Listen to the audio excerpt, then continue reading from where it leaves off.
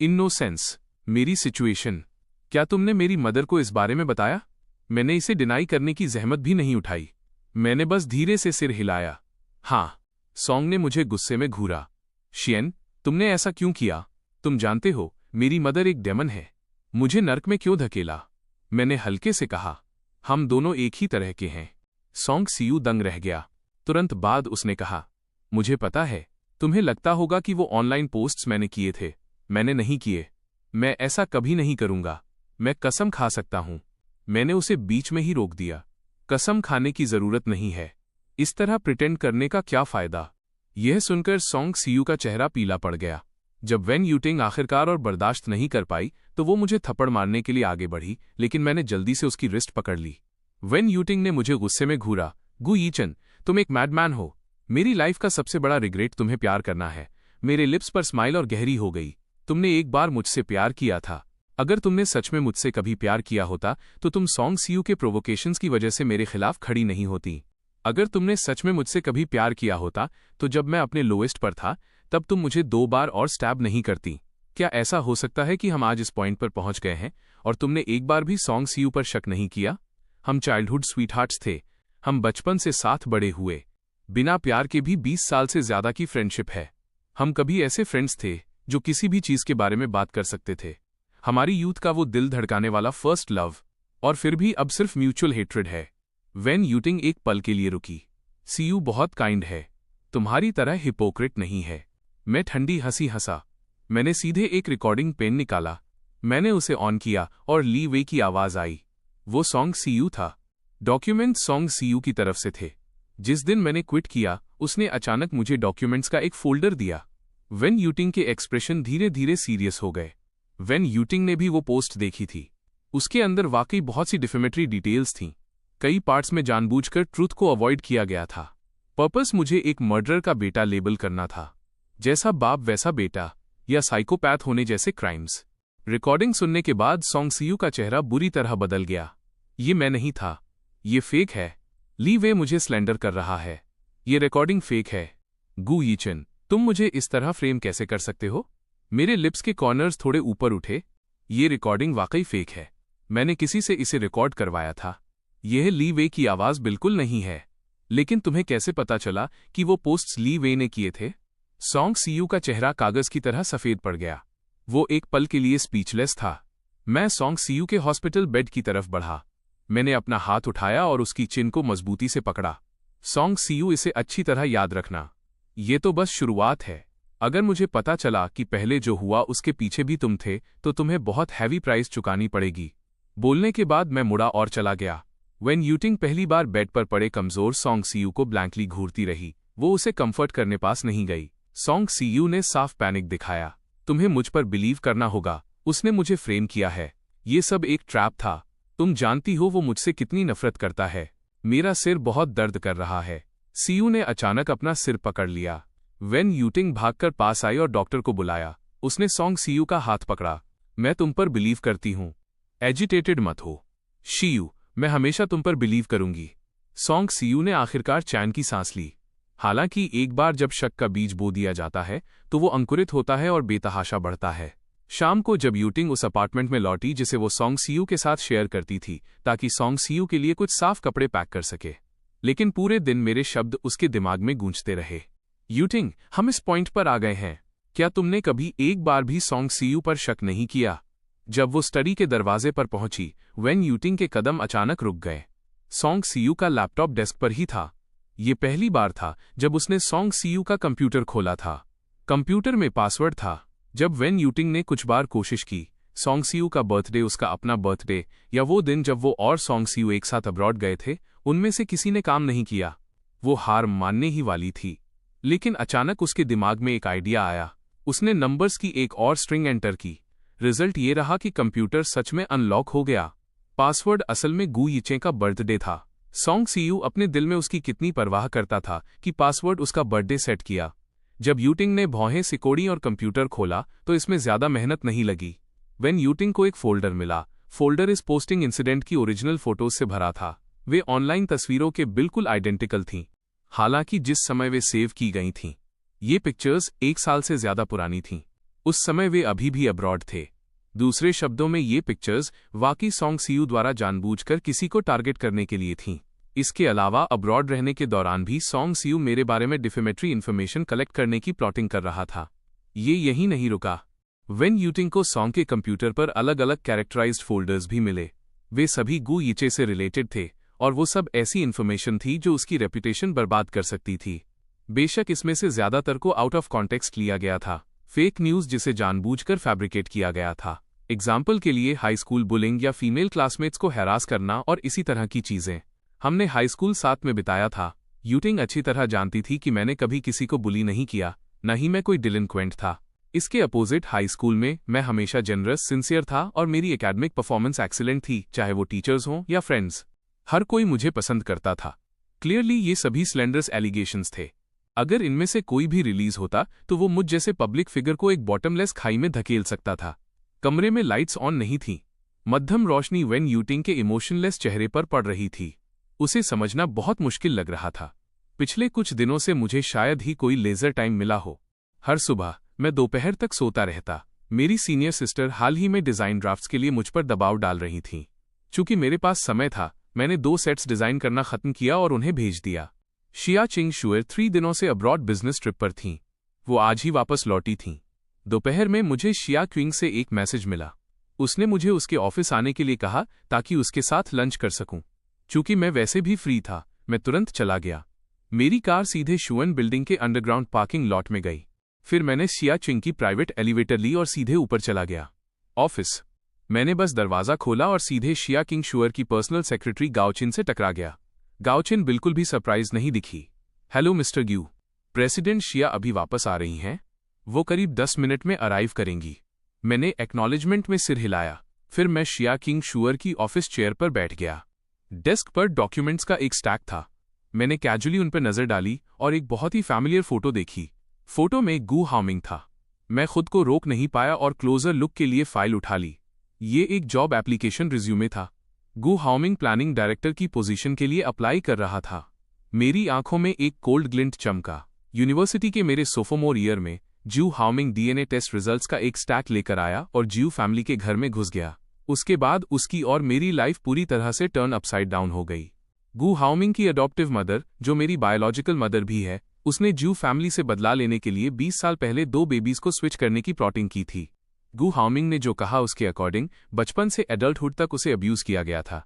इसने अपने बायोलॉजिकल बेटे के प्रति चीन हिलन की गिल्ट और मेरी बायोलॉजिकल मदर के लिए उसकी नफरत को एक साथ पीक पर पहुंचा दिया। इसलिए चीन हिलन ने अपना सारा गुस्सा और ओवरवेलमिंग नफरत मुझ पर निकाल दी। वो मदर जो बचपन से मुझ पर प्यार लुटाती थी, अचानक एक ही रात में मुझे मौत के घाट उतारना चाहती थी। मैं उस समय इसे सच में एक्सेप्ट नहीं कर सका। मैंने सोचा कि अगर मैं मर गया तो क्या इससे पहले वाला मदरली लव जाग जाएगा। इसलिए मैंने अपनी रिस्ट स्लिट करना चुना, लेकिन रियलिटी ने साबित कर दिया कि ऐसा नहीं होगा। उस टेरिबल पास्ट के बारे में सोचकर मेरे दिल की गहराइयों में आज भी ऐसा फील होता है जैसे खून बह रहा हो। मैंने अपनी आंखें बंद कर लीं। मेरी नज़र गू हाओमिंग की फोटो पर पड़ी। वह जीयू फैमिली कंपनी का इकलौता वारिस है। वो शाओन में जॉब के लिए अप्लाई करने के लिए अपने रास्ते से हटकर क्यों जाएगा? वो शायद शिया को टारगेट कर रहा है। तभी ऑफिस का दरवाजा खुला। शिया चिंग शुएर की फिगर दरवाजे पर अपीयर हुई। मैं बैठा रहा और उठा नहीं। मैंने बस उसकी तरफ ऊपर देखा। तुम वापस आ गईं। शिया चिंग शुएर चलकर आई और मुझे टाइटली हग कर लिया। मैं मुस्कुराया और कहा, तुम मुझे इतना मिस करती हो। शिया किंग शुएर की नज़र गहरी थी। हमने 3 दिनों से एक दूसरे को नहीं देखा है, लेकिन ऐसा फील होता है जैसे बहुत लंबा टाइम हो गया हो। मैं सच में तुम्हारे जादू में हूं। इतना कहने के बाद वो बैठ गई। उसके प्लम्प रेड लिप्स मेरे करीब आए। मैं काफी देर तक शिया किंग शुएर के ऑफिस में रहा। आगे का पार्ट चलिए 10,000 वर्ड स्किप करते हैं। दोपहर में मुझे एक फोन कॉल आया। ये गू युआनडोंग की तरफ से था। यीचिन, आज रात डिनर के लिए घर आओ। तुम काफी लंबे टाइम से घर नहीं आए हो। डैड तुम्हें मिस करते हैं। बस उसी एक सेंटेंस ने डैड तुम्हें मिस करते हैं मेरी नाक में जलन पैदा कर दी। एक्चुअली गू युआनडोंग मेरे साथ बहुत अच्छा ट्रीट करते हैं। उस साल चीन हिलन ने मुझे घर से बाहर निकालने की जिद की थी। यह गू युआनडोंग की वजह से ही था कि उसे रोका जा सका। इसके अलावा गू हाओमिंग की होमकमिंग पार्टी के दौरान गू युआनडोंग ने सबके सामने अनाउंस किया था कि मैं हमेशा गू फैमिली का यंग मास्टर रहूंगा। मैंने उनसे एग्री किया। हाँ, वो आज रात घर आएगा। जब शाम हुई मैं जीयू फैमिली विला में अपीयर हुआ। हाउसकीपर आंटी वीयू मुझे देखकर बहुत सरप्राइज्ड और हैप्पी थीं। उन्होंने जॉयफुली मेरा घर में वेलकम किया। यंग मास्टर, आप आखिरकार घर आ गए। मास्टर ने कहा था कि आप आज रात घर आ रहे हैं। मैंने स्पेशली आपकी फेवरेट डिशेस बनाई हैं, बाद में जी भरकर खाना। आंटी वीयू ने मेरा तब से ख्याल रखा है जब मैं बच्चा था। हमारे बीच का बॉन्ड बहुत गहरा है। उस इंसिडेंट के बाद वो भी बहुत हार्ट ब्रोकन थीं, लेकिन वो बेबस थीं। मेरे दिल में एक वार्मथ फैल गई। Thank you aunty you. तभी गू हाओमिंग ऊपर से नीचे आया। तुम क्या कर रही हो? तुमने किचन को गंदा कर दिया है। आंटी वीयू ने जल्दी से एक्सप्लेन किया। सेकंड यंग मास्टर, मैंने कुछ ड्यूरियन मिल्क पेस्ट्रीज बनाई हैं जो यंग मास्टर को पसंद है। मैंने अभी अच्छी तरह सफाई की है। किचन में अब कोई स्मेल नहीं है। गू हाओमिंग ने हमें घूरा। क्या? यंग मास्टर, वो सिर्फ एक मर्डरर का बेटा है और उसकी हिम्मत कैसे हुई जीयू फैमिली का यंग मास्टर बनने की? आंटी यू, आपको ये याद रखना होगा, इस जीयू फैमिली का सिर्फ एक ही यंग मास्टर है और वो मैं हूं। क्या आपने सुना? आंटी वायु के एक्सप्रेशन उदास थे। वो पहले से ही 70 साल की हैं। उन्होंने जीयू फैमिली की 2 जनरेशन्स को पाला है। यहां तक कि मास्टर भी उन्हें एक हद तक रिस्पेक्ट देते हैं। लेकिन जब से सेकंड यंग मास्टर वापस आया है, वो हमेशा उन पर चिल्लाता रहता है। आंटी यू को साइलेंट देखकर गू हाओमिंग ने फिर से ऑर्डर दिया। आंटी यू, जाओ और वो सारा बदबूदार सामान फेंक दो। अब से ग्यू हाउसहोल्ड में ड्यूरियन अलाउड नहीं है। आंटी व्यू ने कांपती आवाज में कहा। लेकिन ये सब यंग मास्टर यीचे का फेवरेट फूड है। गू हाओमिंग ने उन्हें गुस्से में देखा। आंटी यू, क्या आप अभी भी मेरे घर में काम करना चाहती हैं? क्या आपको यकीन है कि मैं आपको कल ही आपके होमटाउन भेज दूं? आंटी व्यू की झुर्रियों वाली आंखें आंसुओं से भर गईं। उनके लिप्स भी थोड़े कांपे। उन्होंने एक बेबस और अपोलोजेटिक नजर से मेरी तरफ देखा। मैं आंटी वायु के कान के पास झुका और धीरे से एक सेंटेंस कहा, बस इसे मेरी कार में रख दो। आंटी व्यू ने सिर हिलाया और जाने के लिए मुड़ गईं। गू हाओमिंग चलकर मेरे पास आया। उसका चेहरा बहुत एरोगेंट था। मैंने सुना है कि तुम्हें टीवी स्टेशन से सस्पेंड कर दिया गया है। मैं हल्का सा मुस्कुराया। ऐसा लगता है कि मेरे इस यंगर ब्रदर को मेरी काफी चिंता है। गू हाओमिंग भी मुस्कुराया। पिछले कुछ दिनों से तुम्हारा स्कैंडल हर जगह हॉट सर्चेज में है। मेरे लिए ये न जानना मुश्किल होता। वैसे खुद को अब सच में गू फैमिली का यंग मास्टर मत समझो। क्या तुम्हारी जॉब चली गई और तुमने यहाँ वापस आकर पेरेंट्स की सिंपैथी लेने और कुछ बेनिफिट्स पाने का डिसाइड किया है? वे मेरे पेरेंट्स हैं, तुम्हारे पेरेंट्स नहीं। तुम बस एक मर्डरर के बेटे हो। तुम उस ग्लैमर के हकदार नहीं हो। तुम्हारी जगह अंधेरे कोनों में है। मेरी स्माइल इसके अपोजिट और बढ़ गई। एक ऐसे बेटे के मुकाबले जो उससे मुश्किल से मिला हो जैसे कि मैं, तुम वो हो जिसे एक मर्डरर ने 20 साल तक पाला है। तुम दोनों के बीच का बॉन्ड बहुत गहरा होगा। ये सुनकर गू हाओमिंग के एक्सप्रेशन तुरंत बदल गए। वो फंडामेंटली मेरी मदर होने के लायक नहीं है। मैंने उस पर एक नज़र डाली। तो इसीलिए तुमने कोर्ट में टेस्टिफाई करने से मना कर दिया, जिससे उसका चार्ज एक्सेसिव सेल्फ डिफेंस से हटकर इंटेंशनल होमिसाइड हो गया और उसे लाइफ इम्प्रिजनमेंट की सजा मिली, है ना? गू हाओमिंग का चेहरा तुरंत पीला पड़ गया। तुम किस बारे में बात कर रहे हो? कुछ नहीं। इतना कहकर मैं गू हाओमिंग के पास से निकल गया, सेकंड फ्लोर पर जाने के इरादे से। हालांकि गू हाओमिंग तुरंत मेरे पीछे भागा और मेरा रास्ता रोक दिया। गू यीचन, साफ साफ बताओ, तुम्हें असल में क्या पता है? गू हाओमिंग का चेहरा राख की तरह सफेद पड़ गया था। वो क्लियरली डरा हुआ था। वो मौत की हद तक डरा हुआ था, ये सोचकर कि मुझे कुछ पता है। पर एक पल सोचने के बाद उसे इसकी उम्मीद कम ही लगी, क्योंकि अगर मुझे सच में पता होता तो मैं पिछले 3 साल से चुप कैसे रहता। मैंने अपनी आंख के कोने से गू हाओमिंग को देखा। तुम्हें क्या लगता है मुझे क्या जानना चाहिए? गू हाओमिंग गिल्टी फील कर रहा था, पर फिर भी उसने एक फियर्स फ्रंट बना लिया। उसे मेरे नेचुरली शांत डिमीनर से सख्त नफरत थी। तुम और अभी तुम उस कुत्ते के अलावा कुछ नहीं हो जिसे हमारी जीयू फैमिली ने पाल रखा है। बेहतर होगा कि तुम अपनी जगह जान लो। जो कुत्ता अपने मास्टर का हाथ काटने की हिम्मत करता है, वो यकीनन बिना प्रॉपर बरियल के ही मरता है। गू हाओमिंग की आवाज वार्निंग और थ्रेट से भरी थी। मैं धीरे से मुस्कुराया। बिना प्रॉपर बरियल के मरना तुम्हारे जैसे इंसान के दम पर? गू हाओमिंग आग बबूला हो गया। तुम अब भी किस बात पर इतने एरोगेंट हो? तुम्हारे पास अब कुछ नहीं बचा है। ये मत सोचो कि मुझे नहीं पता क्या चल रहा है। जब वेन यूटिंग वापस आई और भले ही उसे बाहर रहना पड़े, उसने तुम्हें एक नज़र देखने की जहमत तक नहीं उठाई। तुम्हारे पेरेंट्स ने तुम्हें अबंडन कर दिया। तुम्हारी वाइफ ने तुम्हें छोड़ दिया। यहाँ तक कि तुम्हारी जॉब भी चली गई। तुम अब एक स्ट्रे डॉग से अलग कैसे हो? और तुम अभी भी मेरे सामने बकवास करने की हिम्मत कर रहे हो? मेरी स्माइल और भी चौड़ी हो गई। मेरे चेहरे पर गुस्से का एक निशान तक नहीं था। मेरी नज़र हिकारत से भरी हुई गू हाओमिंग पर टिकी थी, जैसे मैं किसी मामूली जोकर को देख रहा हूं। मैंने सुना है कि लोग जितने ज्यादा गिल्टी और डरे हुए होते हैं वे उस डर को दबाने के लिए उतना ही तेज चिल्लाते हैं। बेशक कुत्ते भी इसमें कोई एक्सेप्शन नहीं है। गू हाओमिंग एक पल के लिए दंग रह गया। उसकी आंखें ऐसी लग रही थी जैसे गुस्से से बाहर निकल आएंगी। गू यीचेन, तुम्हारी हिम्मत कैसे हुई मुझे कुत्ता बोलने की? लगता है अगर आज मैंने तुम्हें सबक नहीं सिखाया तो तुम्हें अपनी नीची जगह का पता नहीं चलेगा। गू हाओमिंग ने मुझे पंच मारने के लिए हाथ उठाया। मैंने उसकी रिस्ट रोक दी। मेरी आंखों में एक शार्प मर्डरस ग्लिंट चमका। हालांकि जब मैंने ऊपर देखा और सीढ़ियों के टॉप पर एक फैमिलियर फिगर अपीयर हुआ, मैंने अचानक गू हाओमिंग की रिस्ट को जोर से दबाया। फिर मैंने छोड़ दिया। मैंने उस मोमेंटम का इस्तेमाल पीछे गिरने के लिए किया और सीढ़ियों पर बैठ गया। छोटे भाई, आखिर मैंने तुम्हारा क्या बिगाड़ा है? घर आते ही तुम मुझे क्यों मारना चाहते थे? मैंने तुरंत अपना सारा पिछला मोमेंटम वापस ले लिया। एक हाथ से सीढ़ी की रेलिंग को कसकर पकड़ लिया। गू हाओमिंग को इतना दर्द हो रहा था जैसे उसकी कलाई की हड्डी टूटने वाली हो। अभी एक पल पहले उसने क्लियरली मेरी आंखों में किलिंग इंटेंट फील किया था, पर अब मैं एक कमजोर एक्सप्रेशन दे रहा था, जैसे मैं हवा का एक झोंका भी सहन नहीं कर सकता। हालांकि उसने इस पर ध्यान भी नहीं दिया। वो मुझे लात मारने के लिए आक्रामक तरीके से आगे बढ़ा। ठीक उसी पल एक आवाज गूंजी, हाओमिंग, अभी रुक जाओ। तुम्हें क्या लगता है तुम क्या कर रहे हो? गू हाओमिंग अभी मुड़ा ही था कि उसने गू युआनडोंग और चिन हुईलन को देखा। दोनों सेकंड फ्लोर की सीढ़ियों के टॉप पर खड़े थे और हमें नीचे घूर रहे थे। गू हाओमिंग ने तुरंत रिएक्ट किया। डैड, मॉम, ये प्रिटेंड कर रहा है। ये क्लियरली मुझे पहले मारने वाला था। गू युआनडोंग ऊपर से नीचे आए। मैंने बार बार कहा है, यीचे हमेशा हमारी गू फैमिली का मेंबर रहेगा और वो तुम्हारा बड़ा भाई भी है। गू हाओमिंग इतना गुस्सा था कि उसे खून की उल्टी आ जाती। ये साफ था कि उसने मेरे सिर का एक बाल तक नहीं छुआ था। फिर भी इसके अपोजिट उसकी कलाई पागलों की तरह दर्द कर रही थी। चिन हुईलान चलकर आई और उसने गू हाओमिंग का हाथ पकड़ लिया। तुम एक आउटसाइडर के लिए हमारे बेटे को क्यों डांट रहे हो? क्या हाओमिंग ने इन सभी सालों में उसकी वजह से काफी कुछ नहीं सहा है?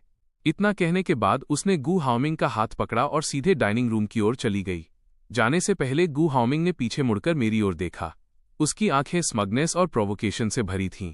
डिनर के दौरान गू युआनडोंग ने पूछा, यीचेन, आज यूटिंग तुम्हारे साथ घर क्यों नहीं आई? मैंने बेरुखी से जवाब दिया, वह काम में बिजी थी। गू और वे फैमिली लंबे समय से एक ही परिवार की तरह क्लोज रहे हैं। वेन यूटिंग और मेरे ब्रेकअप का मामला, मुझे डर है कि गू युआनडोंग को इसके बारे में पहले से ही पता था। मेरे बगल में बैठे गू हाओमिंग ने टोकते हुए कहा, कैसा बिजी काम? मैंने सुना है कि वेन यूटिंग के देश वापस आने के बाद वो किसी दूसरे आदमी के साथ बाहर रह रही है। वो बुनियादी तौर पर तुमसे मिलना ही नहीं चाहती। गू युआनडोंग ने गू हाओमिंग को एक नज़र देखा। फिर उन्होंने आह भरी। यूटिंग एक ऐसी बच्ची है जिसे हमने बड़े होते देखा है। वो बचपन से तुम्हारे प्रति डिवोटेड रही है। मुझे विश्वास है कि जब तक तुम उस पर थोड़ा और एफर्ट डालने के लिए तैयार हो, वो देर सवेर होश में आ जाएगी। यूटिंग और तुम्हारे बीच का मामला, दोनों परिवार इस बारे में क्रिस्टल क्लियर हैं। मुझे डर है कि गू युआनडोंग ने आज अचानक मुझे डिनर पर बुलाया, वो भी वे फैमिली की रिक्वेस्ट पर था। फादर, मैं अपना बिजनेस जानता हूँ। मुझे ऐसा कहते देख गू युआनडोंग ने और कुछ नहीं कहा। डिनर के बाद गू युआनडोंग ने मुझसे कहा, आज रात यहीं रुक जाओ। तुम्हारा रूम काफी समय से इस्तेमाल नहीं हुआ है। मैंने चिन हुईलान की तरफ देखा। उसके चेहरे पर अब भी वही कोल्ड एक्सप्रेशन थे। उसने मुझे देखने की जहमत तक नहीं उठाई। मेरा दिल बैठ गया। मैं पहले ही एक बार उम्मीद खो चुका हूं। अब उम्मीद को थामे रखने का क्या फायदा? मैं बस मना करने ही वाला था कि अचानक मेरा फोन बज उठा। ये ली टिंगटिंग थी। वेन यूटिंग की बचपन की बेस्ट फ्रेंड का कॉल था। ब्रदर यीचेन, यूटिंग नशे में है, क्या आप उसे लेने आ सकते हैं? मैंने तुरंत इसे एक एक्सक्यूज की तरह इस्तेमाल किया। वेन यूटिंग नशे में है, मैं उसे लेने जा रहा हूं। मैं आज रात यहां नहीं रुकूंगा। गू युआनडोंग को राहत मिली। उन्होंने हड़बड़ी में कहा, ठीक है फिर, तुम्हें जल्दी जाना चाहिए। मैं जल्दी से वेन यूटिंग के प्राइवेट रूम में पहुंच गया। मैंने दरवाजा धकेला और अंदर गया। अंदर बहुत शोर था। हर कोई पूरी तरह नशे में था। कुछ गा रहे थे, कुछ पी रहे थे, लेकिन मैं यहां लगभग सभी को जानता था। वे सभी वेन यूटिंग के बचपन के दोस्त थे। उसके दोस्त मेरे भी दोस्त थे। उनमें से कुछ का तो मेरे साथ रिश्ता वेन यूटिंग से भी बेहतर था। जब सबने मुझे अंदर आते देखा तो वे तुरंत खामोश हो गए। ली टिंगटिंग जल्दी से पास आई। ब्रदर यीचे, आप आ गए। वेन यूटिंग देश वापस आई थी, इसलिए मैंने सबके मिलने के लिए एक पार्टी रखी थी। मुझे उम्मीद नहीं थी कि वो आज खराब मूड में होगी, इसलिए उसने बहुत पी ली। मैंने सोफे पर पड़ी वेन यूटिंग पर नजर डाली। तुम्हें सॉन्ग सीयू को बुलाना चाहिए था। तुमने मुझे क्यों बुलाया? ये लोग हम तीनों के बीच की कहानी जानते थे। ली टिंगटिंग बोल पड़ी। सॉन्ग सीयू कौन है? मैं उसे नहीं जानती। आप दोनों तब से एक कपल हैं जब आप बच्चे थे और घर घर खेलते थे, और आप वे फैमिली के लेजिटिमेट दामाद भी हैं। अगर मैं आपको नहीं ढूंढूंगी तो किसे ढूंढूंगी? मैंने उससे बहस करने की जहमत नहीं उठाई। मैंने वे यूटिंग पर नजर डाली और कहा, क्या ये अब भी चल सकती है? ली टिंगटिंग ने किसी से वे यूटिंग को ऊपर उठाने में मदद करवाई। उठो और मेरे पीछे बाहर आओ। जैसे ही हम फैन हुआ की लॉबी में पहुंचे, वेन यूटिंग अचानक होश में आ गई। उसने सहारा देने वाले दोनों लोगों के हाथ झटक दिए। मुझे छोड़ो, मैं नशे में नहीं हूं, मैं अभी और पी सकती हूं। मैं वेन यूटिंग के सामने गया। क्या तुम अभी भी चल सकती हो? अगर तुम खुद से चल सकती हो तो। वेन यूटिंग की धुंधली आंखों ने मुझे एक पल के लिए घूरा। उसने अचानक एक कदम आगे बढ़ाया और मुझे कसकर हक कर लिया। उसकी आवाज इमोशन से भरी हुई थी। गु यीचेन, मैं तुम्हें बहुत मिस करती हूं। मैं जम गया। मेरा पूरा शरीर एकदम सीधा खड़ा रह गया। मेरी पीठ सख्त हो गई, इस अचानक हक की वजह से नहीं, बल्कि इस लंबे समय से अनसुनी लाइन की वजह से। मैं तुम्हें मिस करती हूं। इसे सुने हुए इतने साल हो गए हैं। मेरे दिल में एक अवर्णनीय दुख उमड़ पड़ा। वेन यूटिंग ने मुझे कसकर पकड़ लिया और एक बच्चे की तरह सुबकने लगी। उसके कंधे भी थोड़े कांपने लगे। गु यीचेन, तुम अब मुझे क्यों नहीं चाहते? क्यों? मैं एक पल के लिए सुन रह गया, लेकिन फिर जल्दी से होश में आया। वेन यूटिंग सच में नशे में थी, इसीलिए वो ऐसी बकवास कर रही है। मैंने धीरे से उसकी पीठ थपथपाई।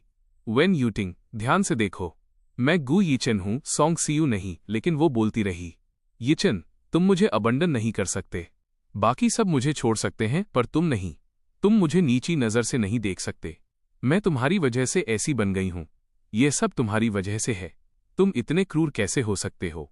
सुनते वक्त मेरा दिमाग सुन था, लेकिन मेरे इंट्यूशन ने बताया कि इसके पीछे कोई छिपी हुई कहानी है। शायद मैं इसे बाहर निकलवा सकूं। वो वजह जिससे सॉन्ग सीयू ने उस साल हमें अलग किया था। मैंने तुरंत बहलाने वाले टोन का इस्तेमाल किया। वहां, मैं तुम्हें अबंडन नहीं करूंगा। मुझे बताओ क्या हुआ था? तुम इस तरह बात क्यों कर रही हो? दूसरी तरफ शिया किंग शुअर और लोगों का एक ग्रुप एलिवेटर से बाहर निकला और रुक गया। शिया चिंग शुअर, जो सबसे आगे थी, वो हिली नहीं। नेचुरली बाकी लोगों की भी आगे बढ़ने की हिम्मत नहीं हुई।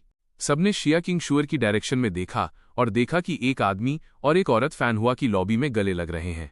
क्यूइन मंग्याओ ने मजाक में कहा, आजकल फैन हुआ का एटमॉस्फेयर वाकई कुछ और ही है, दिन दहाड़े इस तरह गले लगना।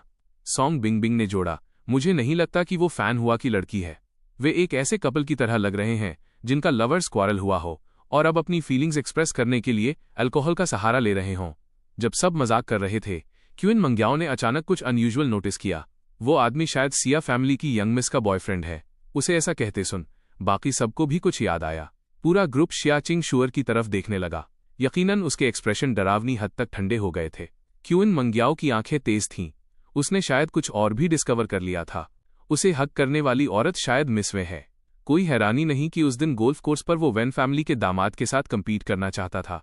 तो वो सच में मिसवे का लवर है। हर कोई शौक में था। तो इसका मतलब है कि ये मिस्टर गुटू टाइमिंग कर रहे हैं। एक तरफ वो मिसवे के साथ फूलिंग अराउंड कर रहे हैं, दूसरी तरफ वो हमारी यंग मिस को भी सिड्यूस कर रहे हैं। सबने फिर से शिया चिंग शुअर की तरफ देखा। इस मोमेंट पर शिया किंग शुअर का चेहरा एक्सप्रेशनलेस था, लेकिन उसके चारों तरफ का ऑरा हड्डियों को जमा देने वाला ठंडा था। ग्रुप की तुरंत एक शब्द भी बोलने की हिम्मत नहीं हुई। दूसरी तरफ मुझे अभी भी वो जवाब नहीं मिल पाया था जो मैं चाहता था। जब वेन यूटिंग नशे की वजह से फिर से बेहोश हो गई तो उसका पूरा शरीर लगभग मुझ पर ही टिका हुआ था। मेरे पास उसे फैन हुआ लॉबी से बाहर ले जाने में मदद करने के अलावा कोई और रास्ता नहीं था। सबने सावधानी से शिया चिंग शुअर के एक्सप्रेशन को ऑब्जर्व किया। सॉन्ग बिंगबिंग ने ठंडी आह भरी। हालांकि रोंगचांग छोटा है, पर इस आदमी की हिम्मत तो देखो जो हमारी शिया फैमिली की यंग मिस के साथ खेल रहा है। सिस्टर क्यूइंग शुअर, क्यों ना आप इस तरह के इंसान से निपटना मुझ पर छोड़ दें? मेरे पास बहुत से तरीके हैं। मैं गारंटी देती हूं कि मैं इस गुस्से को शांत करने में आपकी मदद कर सकती हूं। शिया किंग शुअर ने कुछ नहीं कहा। दूसरों को लगा कि वो चुपचाप सॉन्ग बिंगबिंग की बात से एग्री कर रही है। अगले ही सेकेंड शिया किंग शुअर अचानक मुड़ी और सॉन्ग बिंगबिंग के चेहरे पर सीधा एक थप्पड़ जड़ दिया। सॉन्ग बिंगबिंग दंग रह गई। क्या हुआ ये बिना समझे शिया किंग शुअर आगे बढ़ी और सॉन्ग बिंगबिंग का कॉलर पकड़ लिया। तुम्हारी उसे छूने की हिम्मत कैसे हुई? इतना कहने के बाद उसने सॉन्ग बिंगबिंग को छोड़ दिया। फिर वो तेजी से दरवाजे की तरफ बढ़ी। हर कोई हैरान था। हालांकि यंग मिस ठंडी और अनअप्रोचेबल लगती थी, पर वो बचपन के दोस्तों के इस ग्रुप के लिए फिर भी बहुत अच्छी थी। लेकिन अभी सबने सच में शिया चिंग शुअर की आंखों में वो अलग ही किलिंग इंटेंट फील किया था। क्यूइन मंग्याओ ने आह भरी। ऐसा लगता है कि क्विंग शुअर सच में उस आदमी के प्यार में बुरी तरह गिर चुकी है। जब शिया चिंग शुअर बाहर आई तो उसने इत्तेफाक से मुझे वेन यूटिंग को कार में बिठाने में मदद करते हुए और फिर फैन हुआ से जाते हुए देख लिया। शिया चिंग शुअर आज कार नहीं चला रही थी। मेरा पीछा करना अब बहुत देर हो चुकी थी, इसलिए उसने अपना फ़ोन उठाया और मुझे कॉल किया। मैंने अभी अपना फ़ोन उठाया ही था और गोल्डफिंच का कॉल देखा। मैं जवाब देने के लिए स्वाइप करने ही वाला था कि फ़ोन की बैटरी खत्म हो गई और वो ऑटोमेटिकली शटडाउन हो गया। कार हाईवे पर तेजी से दौड़ रही थी। मैं वेन यूटिंग को सीधे उसके फैमिली होम ले गया। वेन फैमिली सो चुकी थी। मुझे उसे खुद उठाकर उसके कमरे में ले जाना पड़ा। मेरा इरादा उसे वहां पहुंचाते ही निकलने का था, लेकिन तभी वेन यूटिंग को थोड़ा होश आया। उसने मेरा हाथ कसकर पकड़े रखा। उसे आधी बेहोशी में देखकर मुझे फिर से इन्फॉर्मेशन निकालने का आइडिया आया, लेकिन वेन यूटिंग ऐसी थी जैसे वो पिछले 3 साल की यादें खो चुकी हो। वो सिर्फ पास्ट की बातें कर रही थी, ज्यादातर हमारे बचपन के बारे में। कुछ देर बात करने के बाद वेन यूटिंग ने अचानक अपनी शर्ट उठाई और अपनी कमर के निशान की तरफ इशारा किया। गु यीचे, तुम मुझे नीची नज़र से देखते हो, है ना? लेकिन तुमने कहा था कि तुम अपनी पूरी लाइफ मेरे लिए रिस्पॉन्सिबल रहोगे, कि अगर मैं अपाहिज भी हो गई तो तुम मुझे जिंदगी भर उठाओगे। मैंने उसकी कमर के स्कार को देखा। मेरा दिल बैठ गया। ये तब हुआ था जब हम 12 साल के थे, जब हम एक साथ आउटडोर एडवेंचर समर कैंप में थे। मुझे आधी रात को भूख लगी तो मैं टेंट से बाहर रेंग कर निकला। मैंने वेन यूटिंग को अपने साथ आने को कहा और हमने इंस्टेंट नूडल्स के कुछ पैकेट चुरा लिए। हमने आग जलाई और एक छोटा स्टोव सेट किया। हमने नूडल्स पकाने के लिए केतली का इस्तेमाल किया, लेकिन जब नूडल्स का एक बड़ा पॉट तैयार हो गया, जैसे ही यूटिंग पॉट नीचे उतार रही थी, पॉट के एक तरफ का हैंडल टूट गया। गर्म नूडल्स का पूरा पॉट गिर गया और सीधे उसकी कमर पर जा गिरा। वेन यूटिंग बुरी तरह जल गई थी। मुझे याद है कि उस समय उसे सीरियस इंजरी हुई थी। उसे होना पड़ा था। काफी लंबे समय तक हॉस्पिटल में एडमिट रहना पड़ा था। उस समय मैं दिन रात उसके बेड के पास ही रहता था। सबसे क्रिटिकल मोमेंट पर डॉक्टर ने कहा था कि अगर इन्फेक्शन कंट्रोल नहीं हुआ तो शायद पैर काटना पड़ सकता है। मैं रोते हुए वेन यूटिंग से प्रॉमिस कर रहा था कि अगर तुम अपाहिज भी हो गई तो मैं अपनी पूरी लाइफ तुम्हारा ख्याल रखूंगा। हॉस्पिटल से डिस्चार्ज होने के बाद से उसने कभी इस बात का जिक्र नहीं किया और न ही मुझे कभी पता चलने दिया कि वो जख्म अब कैसा है। ये पहली बार था जब मैंने अपनी आंखों से उसका जख्म देखा था। स्किन रूखी और उबड़ खाबड़ थी। उसका रंग भी अजीब सा था। वो सच में डरावना लग रहा था। सारी यादें एक साथ वापस आ गईं। मैंने उसके जख्म को देखा। मेरी आंखें लाल हो गईं। वेन यूटिंग, तुम ऐसा क्यों कह रही हो? मैंने कब तुम्हें नीची नज़र से देखा? वेन यूटिंग के चेहरे पर बहुत ज्यादा दर्द के एक्सप्रेशन थे। तुमने अपनी डायरी में खुद ये लिखा था। क्या तुम अब भी इसे डिनाई करने की कोशिश कर रहे हो? मुझे ऐसी चोट लगी थी। ये इसलिए है क्योंकि मैं तुम्हारे लायक नहीं हूं। मेरे चेहरे पर उलझन के भाव थे। मैं कुछ और पूछने ही वाला था, तभी वेन यूटिंग अचानक आपे से बाहर हो गई। उसने मुझे कमरे से बाहर धकेल दिया। चले जाओ यहां से। मुझे तुम्हारी सिंपैथी की जरूरत नहीं है और तुम्हारी दया की तो मुझे और भी कम जरूरत है। इसके साथ ही उसने मेरे चेहरे पर दरवाजा पटक दिया। मेरा इरादा तुरंत वहां से निकलने का था, लेकिन बाहर निकलते वक्त मैं उसकी मदर से टकरा गया। वो मुझे देखकर बहुत खुश हुईं। उन्होंने मेरा हाथ पकड़ लिया और हर तरह के सवाल पूछने लगीं। आखिरकार उन्होंने जोर दिया कि मैं रात वहीं रुक जाऊं, ये देखते हुए कि आधी रात हो चुकी थी और कुछ चीजें थीं जिन्हें मैं साफ करना चाहता था, इसलिए मुझे बगल वाले कमरे में रुकना पड़ा। उस रात मैं करवटें बदलता रहा, सो नहीं सका। आखिर वेन यूटिंग की बातों का क्या मतलब था और वो कौन सी डायरी थी जिसका उसने जिक्र किया? मैं सुबह जल्दी उठ गया। जब मैं ब्रेकफास्ट के लिए डाइनिंग रूम में नीचे गया तो मैंने वेन यूटिंग को देखा। उसने मुझे देखा और उसकी आंखों में अजीब से इमोशंस चमके। कल तुम मुझे घर लेकर आए थे? मैं शांति से बैठ गया और ब्रेकफास्ट करने लगा। तुम नशे में थीं। ली टिंगटिंग ने मुझे कॉल किया था। वेन यूटिंग एक पल के लिए साइलेंट रही। अगली बार मैं उन्हें बता दूंगी कि हमारा पहले ही ब्रेकअप हो चुका है, ताकि वे तुम्हें और परेशान ना करें। मेरे एक्सप्रेशन एकदम बेरुखे रहे। जैसा तुम चाहो, वेन यूटिंग ने मुझे घूरते हुए कहा। मैंने उस ऑनलाइन पोस्ट की इन्वेस्टिगेशन की है। सॉन्ग सीयू ही वो था जिसने ये सब प्लान किया था। मुझे समझ नहीं आता कि उसने तुम्हें इस तरह टारगेट क्यों किया, लेकिन इस मामले के लिए मैं उसकी तरफ से तुमसे अपॉलॉजी मांगती हूं। मैंने उसकी तरफ देखा और कोई जवाब नहीं दिया। उसने आगे कहा, मैं तुम्हें कॉम्पनसेट भी कर सकती हूं। तुम जो चाहो वो रिक्वेस्ट कर सकते हो। मेरी भौहें थोड़ी ऊपर उठीं। सच में? कोई भी शर्त? वेन यूटिंग की आंखों में एक थका हुआ लुक आया। जब तक वो मेरी कैपेबिलिटीज के अंदर है। मुझे ये सुनकर हंसी आ गई। वो ऐसे एक्ट कर रही थी जैसे वो मुझसे गार्ड पे हो। फिक्र मत करो, मैं तुम्हें सॉन्ग सीयू को छोड़कर मेरे पास वापस आने के लिए नहीं कहूंगा। वेन यूटिंग की भौहें और भी ज्यादा सिकुड़ गईं। मैंने आराम से ब्रेड का एक टुकड़ा तोड़ा और उसे अपने मुंह में डाल लिया। सॉन्ग सीयू ने मेरे साथ एक डर्टी ट्रिक खेली और मैंने उसे उसी की भाषा में जवाब दे दिया है। प्लीज उसे मेरा एक मैसेज दे देना, अब हम बराबर हैं। लेकिन अगर उसने मेरे पीछे फिर से कोई घटिया चाल चली तो फिर मुझे बेरहम होने के लिए ब्लेम मत करना। सॉन्ग सीयू ने ऑनलाइन मेरा नाम खराब किया, जिसकी वजह से मैंने प्राइम टाइम एंकर की पोजीशन खो दी। मैंने उसकी मदर टीवी स्टेशन पर सीन क्रिएट करने के लिए। मैं इसे अपना बदला मानता हूं और सॉन्ग सीयू के आने वाले दिन यकीनन बहुत ज्यादा सिरदर्द वाले होंगे। वेन यूटिंग एक पल के लिए खामोश रही, फिर वो आखिरकार बोली, कल रात जब मैं नशे में थी, क्या मैंने कुछ कहा था? मैंने उसकी कमर के उस निशान के बारे में सोचा। मेरी नज़र अनजाने में उसकी कमर पर पड़ गई। वेन यूटिंग ने शायद ये नोटिस कर लिया, उसका चेहरा अचानक पीला पड़ गया। तुमने इसे देख लिया। मेरे चेहरे पर पछतावे के भाव आ गए। मुझे नहीं पता था कि तुम उस साल इतनी बुरी तरह इंजर्ड हुई थी। वेन यूटिंग की आंखों में गुस्से और नफरत की एक चमक दिखाई दी। गु ये चेन, मुझे उस नज़र से मत देखो। उसने मेरी आंखों में पछतावा और दुख देख लिया था। अगर ये सच होता तो बात अलग थी, लेकिन ये फेक है। तुम बस एक्टिंग कर रहे हो। तुम क्लियरली नफरत करते हो, फिर भी तुम्हें इस तरह पछतावे का नाटक करना पड़ रहा है। ये सच में मतली पैदा करने वाला है। मैंने उसकी तरफ देखा और कहा, आई एम सॉरी, तुम्हारा जख्म मेरी गलती है। ये सुनने के बाद वेन यूटिंग ने मुझे गुस्से में घूरा।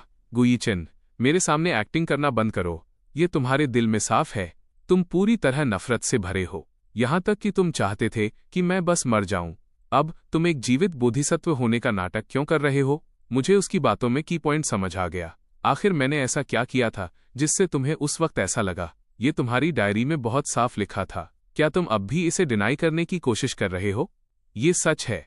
मुझे बचपन से डायरी लिखने की आदत थी, लेकिन मुझे याद नहीं कि मैंने कभी उसमें वेन यूटिंग के लिए नफरत या बद्दुआ के कोई शब्द लिखे हों। इसके अलावा कॉलेज के दिनों में मेरी एक डायरी खो गई थी।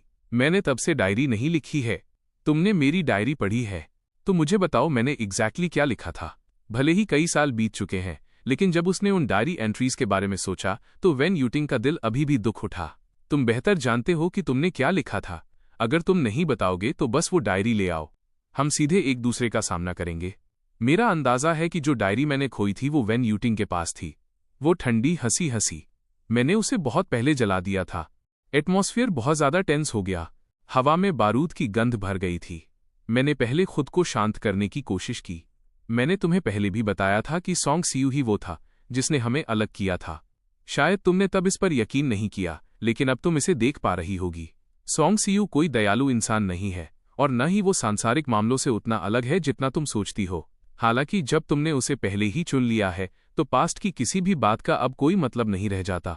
वेन यूटिंग की आंखों में अंधेरा छा गया। मैंने अपनी बात जारी रखी, मैं थक गया हूं। मैं अब सॉन्ग सीयू के साथ और लड़ना नहीं चाहता। उसे मेरा ये मैसेज दे देना कि मैंने तुम्हें उसके लिए छोड़ दिया है। उसे कहना कि अब मुझसे उलझने की कोशिश न करे, वरना जो मेरा है या नहीं, मैं उसे वापस पाने के लिए लड़ूंगा। जब तुमने ऊपर देखा और सीधे मेरी आंखों में झांका तो उसके एक्सप्रेशन बेहद ठंडे थे। उसकी आंखों से एक जमने वाला ऑरा निकल रहा था। उसकी आवाज भी उतनी ही ठंडी थी। गु यीचेन, मैं एक इंसान हूं, कोई चीज नहीं जिसे तुम अपनी मर्जी से किसी को दे सको। मुझे ये थोड़ा फनी लगा। क्या ये वही रिजल्ट नहीं है जो तुम दोनों हमेशा से चाहते थे? अब तुम मुझसे और क्या चाहती हो? वेन फैमिली विला छोड़कर मैं सीधा शिया विला चला गया। पिछली रात मैं बहुत कम सो पाया था। मेरा प्लान वापस वहां जाकर थोड़ी नींद पूरी करने का था। अनएक्सपेक्टेडली जैसे ही मैंने एंटर किया, मैंने शिया चिंग शुअर को सेकंड फ्लोर से नीचे आते हुए देखा। मुझे देखने के बाद वो अपनी जगह पर रुक गई। मैंने कैजुअली उसे ग्रीट किया, क्या तुम काम पर जा रही हो? शिया किंग शुअर ने जवाब नहीं दिया।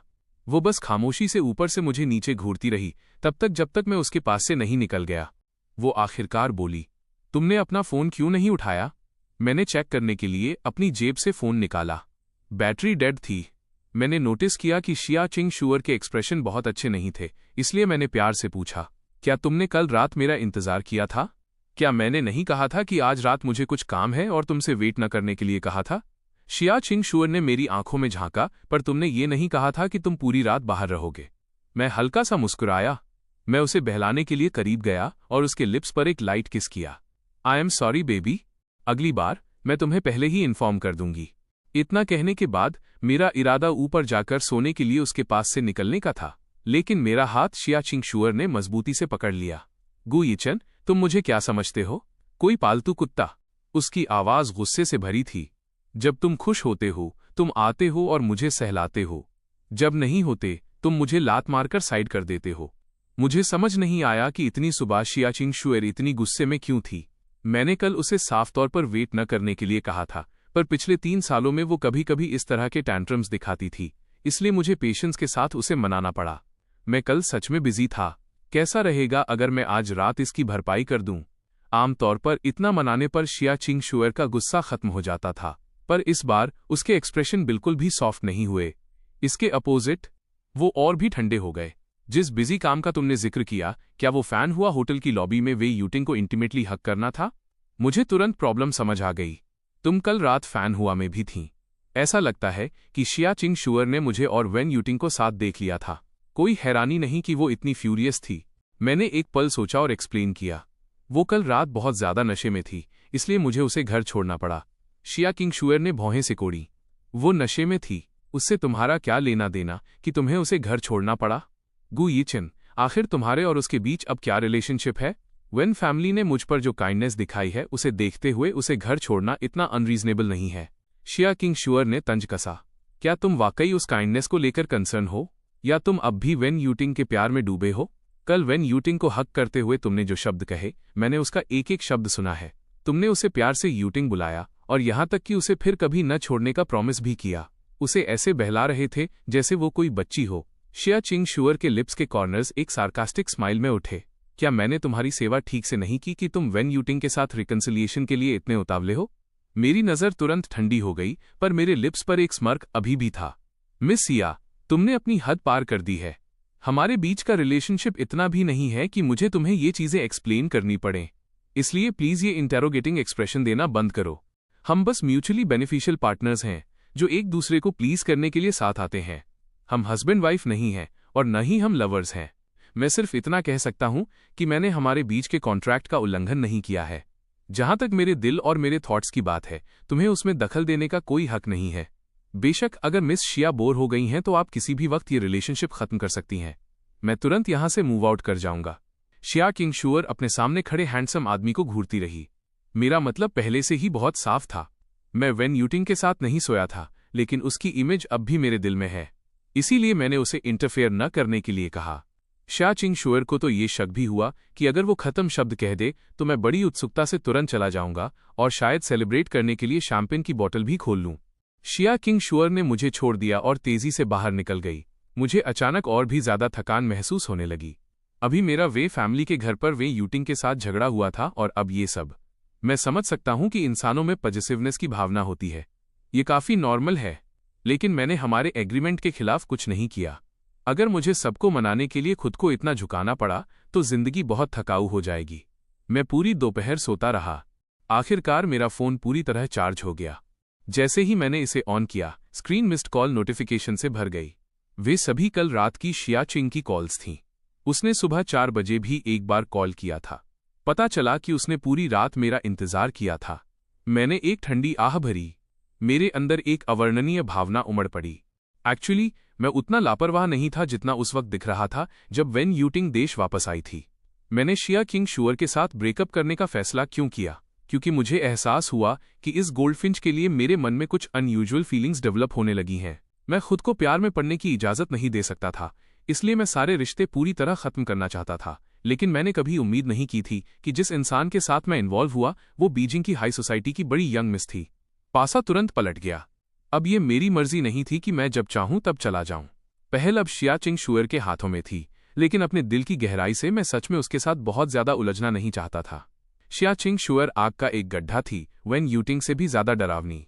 अगर हमारा रिलेशनशिप इसी तरह खराब होता रहा और शिया चिंग ने खुद ही मुझे पहले छोड़ दिया तो शायद ये कोई बुरी बात नहीं होगी। जैसा कि मैंने प्रेडिक्ट किया था, अगले कुछ दिनों तक शिया चिंग-शुएर विला वापस नहीं आई। मैंने उसे एक सिंगल मैसेज भेजने की जहमत भी नहीं उठाई। हर रात मैं सोचता था कि क्या हमारा रिश्ता बस इसी तरह खत्म हो गया है। दिन ब दिन समय बीतता गया। मेरे दिल पर रखा भारी पत्थर धीरे धीरे हटने लगा। ऐसा महसूस हुआ जैसे मैं आखिरकार उस पावरफुल हस्ती से बच निकला हूं जिससे मुझे नहीं उलझना चाहिए था। मेरे दिल का एक कोना अचानक हल्का महसूस करने लगा, लेकिन किसी वजह से मैं बहुत खुश महसूस नहीं कर रहा था। मेरी एनुअल लीव खत्म होने वाली थी। जब मैं ये सोच ही रहा था कि इस्तीफा दूं या नहीं, तभी टैंगलिंग का फोन आया। उसने मुझसे कल काम पर वापस आने को कहा और बताया कि मैं शाम 7 बजे का prime time news program host करूंगा। मैं बहुत हैरान था। टैंगलिंग यकीनन प्राइम टाइम एंकर की पोजीशन मुझे इतनी आसानी से वापस नहीं देती। जैसा कि उम्मीद थी, जब मैं ऑनलाइन गया तो पहले के स्कैंडल्स पोस्ट्स में कई रिवर्सल्स देखने को मिले। सबसे पहले किसी ने रिवील किया कि मेरे बायोलॉजिकल फादर गू यूकिंग जुए के आदी थे और अक्सर डोमेस्टिक वायलेंस भी करते थे। इसके बाद खुद को इंसाफ का दूत कहने वाले किसी शख्स ने मेरी बायोलॉजिकल मदर यांग आरयू यून के पक्ष में ऑनलाइन अपील की। उस शख्स ने कहा कि वो एक बेहद दयालु और करुणामयी महिला थीं। इसके अलावा यांग आरयू यून पहले एक नैनी का काम करती थीं। कुछ परिवार जहां उन्होंने काम किया था, वे भी उनके समर्थन में आगे आए और उनके अच्छे कैरेक्टर की पुष्टि की कि वो वैसी क्रूर मर्डर नहीं थीं जैसा अफवाहों में बताया गया। एक पड़ोसी ने तो प्रेस इंटरव्यू तक दे दिया और कहा कि जिस दिन शाओ डाकिंग की मौत हुई, उन्होंने खुद उसे यांग आरयू यून को अब्यूज करते हुए देखा था। इसलिए इसकी पूरी संभावना थी कि उन्होंने सिर्फ एक्सेसिव सेल्फ डिफेंस में कदम उठाया और गलती से उसे मार दिया। किसी ने ये खबर भी फैला दी कि मुझ जैसे प्राइम टाइम एंकर को हॉस्पिटल में जन्म के वक्त बदल दिया गया था और मैं गू कॉरपोरेशन के यंग मास्टर के रूप में गू फैमिली में पला बढ़ा। तुरंत सोशल मीडिया पर हंगामा मच गया। एक तरफ यांग आरयू यूं द्वारा अपने पति की हत्या के फैसले पर सवाल उठाए गए और कुछ लोग तो दोबारा इन्वेस्टिगेशन और रिट्रायल की मांग करने लगे। दूसरी तरफ जीयू फैमिली के असली और नकली यंग मास्टर्स की कहानी पर खूब चर्चा होने लगी। गू हाओमिंग की पहचान भी एक्सपोज हो गई। गू यीचेन और गू हाओमिंग दोनों के नाम ट्रेंडिंग लिस्ट में आ गए। यांग आरयू यून कितनी बेबस है। 20 साल तक पति ने उसे अब्यूज किया। उसके रेजिस्टेंस के इकलौते कदम की वजह से गलती से अब्यूजर की मौत हो गई, जिससे उसे लाइफ सेंटेंस मिला। एंकर जीयू को इससे अफेक्ट नहीं होना चाहिए। वैसे भी वो जीयू फैमिली के यंग मास्टर के तौर पर पले बढ़े हैं। सच तो ये है कि जब सब उन्हें कोस रहे थे, तब वो अपने बायोलॉजिकल कनेक्शन से पूरी तरह इनकार कर सकते थे, लेकिन उन्होंने अपनी बायोलॉजिकल मदर को नहीं छोड़ा। सच कहूं तो इस तरह का बेबी स्वैप क्या सच में असल जिंदगी में होता है?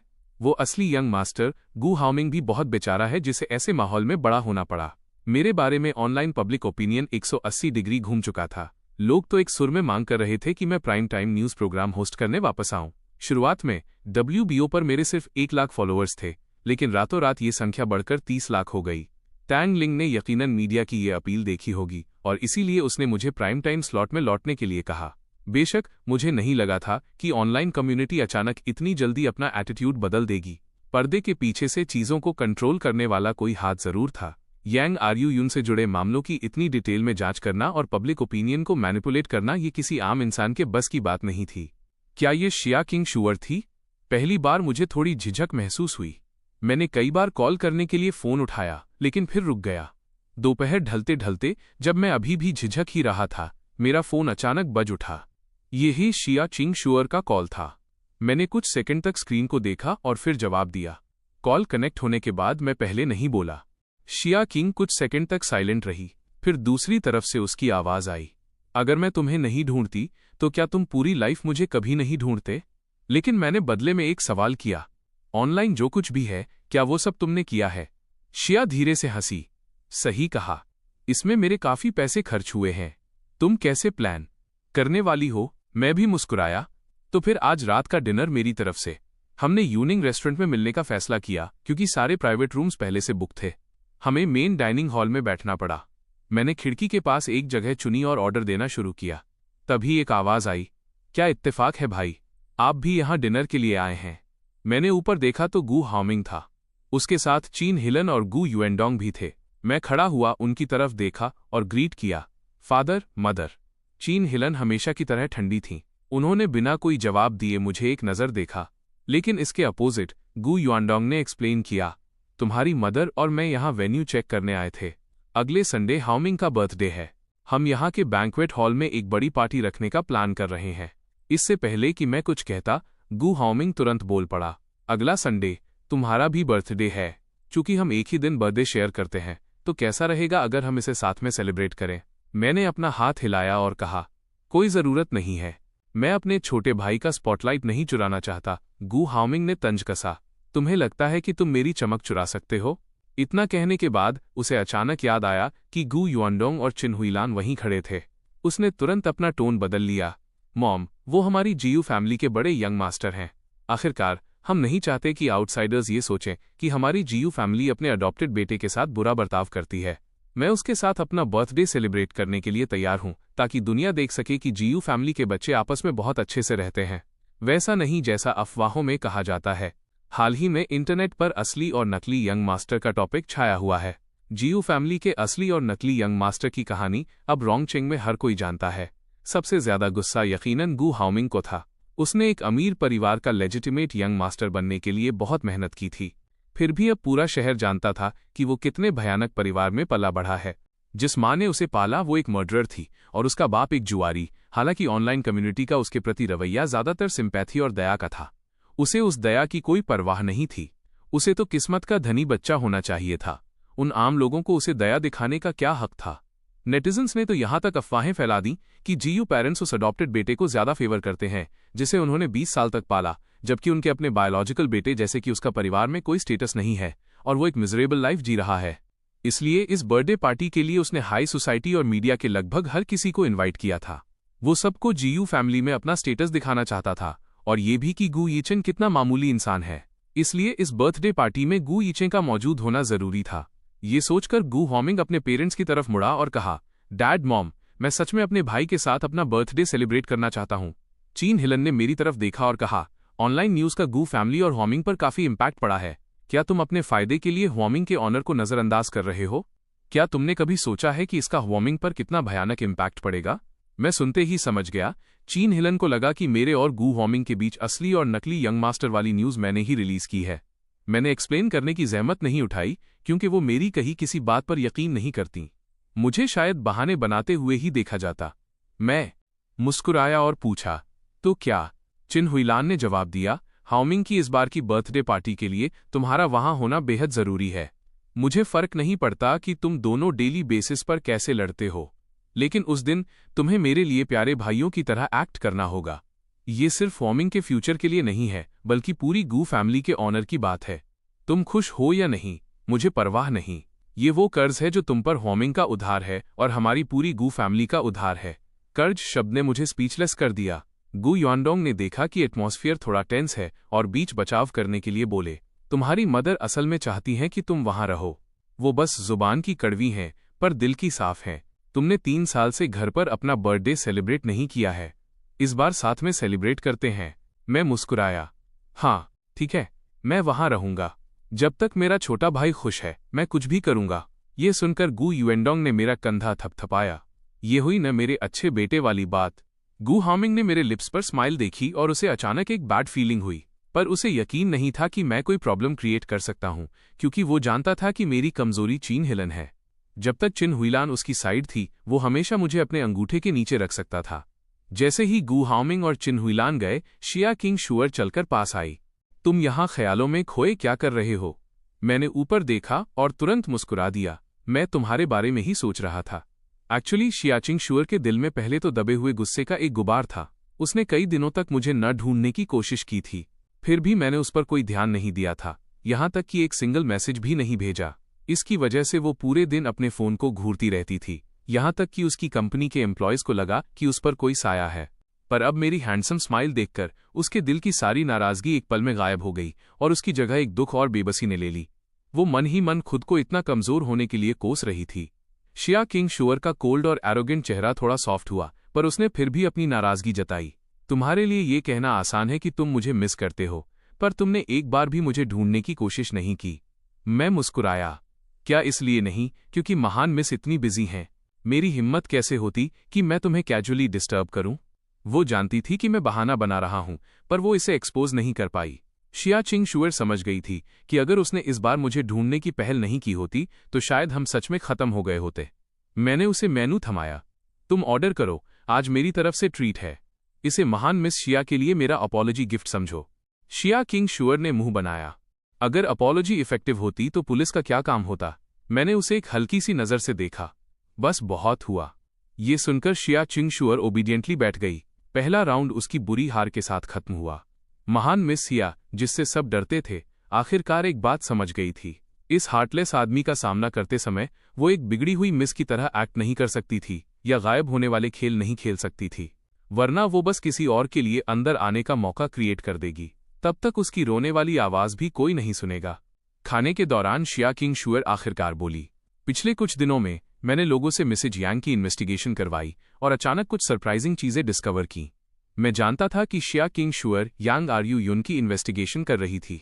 साथ ही मेरी पहचान को लेकर मेरा नाम साफ करने में मदद करने के लिए शिया चिंग ने अपना फोन निकाला और मुझे एक वीडियो दिखाया। मैं बहुत ज्यादा सरप्राइज्ड था। तुम्हें ये वीडियो कैसे मिला? मैं जानता था कि यांग आरयू यू ने जानबूझकर किसी को नहीं मारा।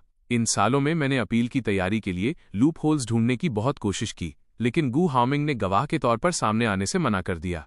पड़ोसियों की गवाही ये साबित करने के लिए काफी नहीं थी कि गू हाओमिंग उस वक्त मौके पर मौजूद था। हालांकि जो वीडियो शिया किंग ने अभी मुझे दिखाया वो उस सीन का था जहां गू हाओमिंग बाहर भाग रहा था। उस भयानक रात के सीन में फ्रेम पर डेट और टाइम साफ दिख रहे थे। यह शाओ दाकिंग की मौत के बाद और पुलिस के पहुंचने से पहले का समय था। इस वीडियो के साथ हम ये साबित कर सकते हैं कि जिस रात शाओ डाकिंग की मौत हुई, गू हाओमिंग वाकई वहां मौजूद था। उसने यकीनन शाओ डाकिंग को यांग आरयू यून को अब्यूज करते हुए देखा होगा। उस केस में यांग आरयू यून को इंटेंशनल होमिसाइड के बजाय एक्सेसिव सेल्फ डिफेंस का दोषी माना जा सकता है। मैंने फिर से पूछा, तुमने ये फुटेज कैसे ढूंढा? शिया चिंग शुअर ने एक्सप्लेन किया, मिसेज यांग के घर के सामने एक स्कूल है। ठीक 3 साल पहले इंसिडेंट वाले दिन वहां कंस्ट्रक्शन चल रहा था और उनके घर के ठीक सामने एक पार्किंग लॉट है। मैंने उस डिलीवरी ट्रक को ढूंढ निकाला जो उस दिन वहां पार्क था। उस ट्रक में डैश कैम था और उसमें ये पूरा सीन रिकॉर्ड हो गया। मैं सच में ओवरवेल्म्ड था। हालांकि शिया चिंग शुअर ने इसे बहुत सादगी से कहा, पर मैं समझ सकता था कि इन चीजों को पूरा करना कितना मुश्किल रहा होगा। मैं भी जानता था कि गू हाओमिंग उस दिन वहां था, पर मुझे कोई सबूत नहीं मिल सका।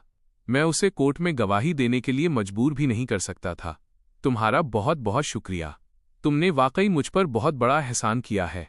मैंने वीडियो अपने फोन में ट्रांसफर कर लिया, लेकिन मैं इस बारे में शिया चिंग शुअर के साथ और ज्यादा डिस्कस नहीं करना चाहता था, इसलिए मैंने सब्जेक्ट बदल दिया।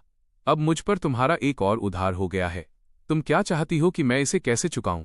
शिया चिंग शुअर को मेरा ये क्लियर कट एटीट्यूड बिल्कुल पसंद नहीं आया।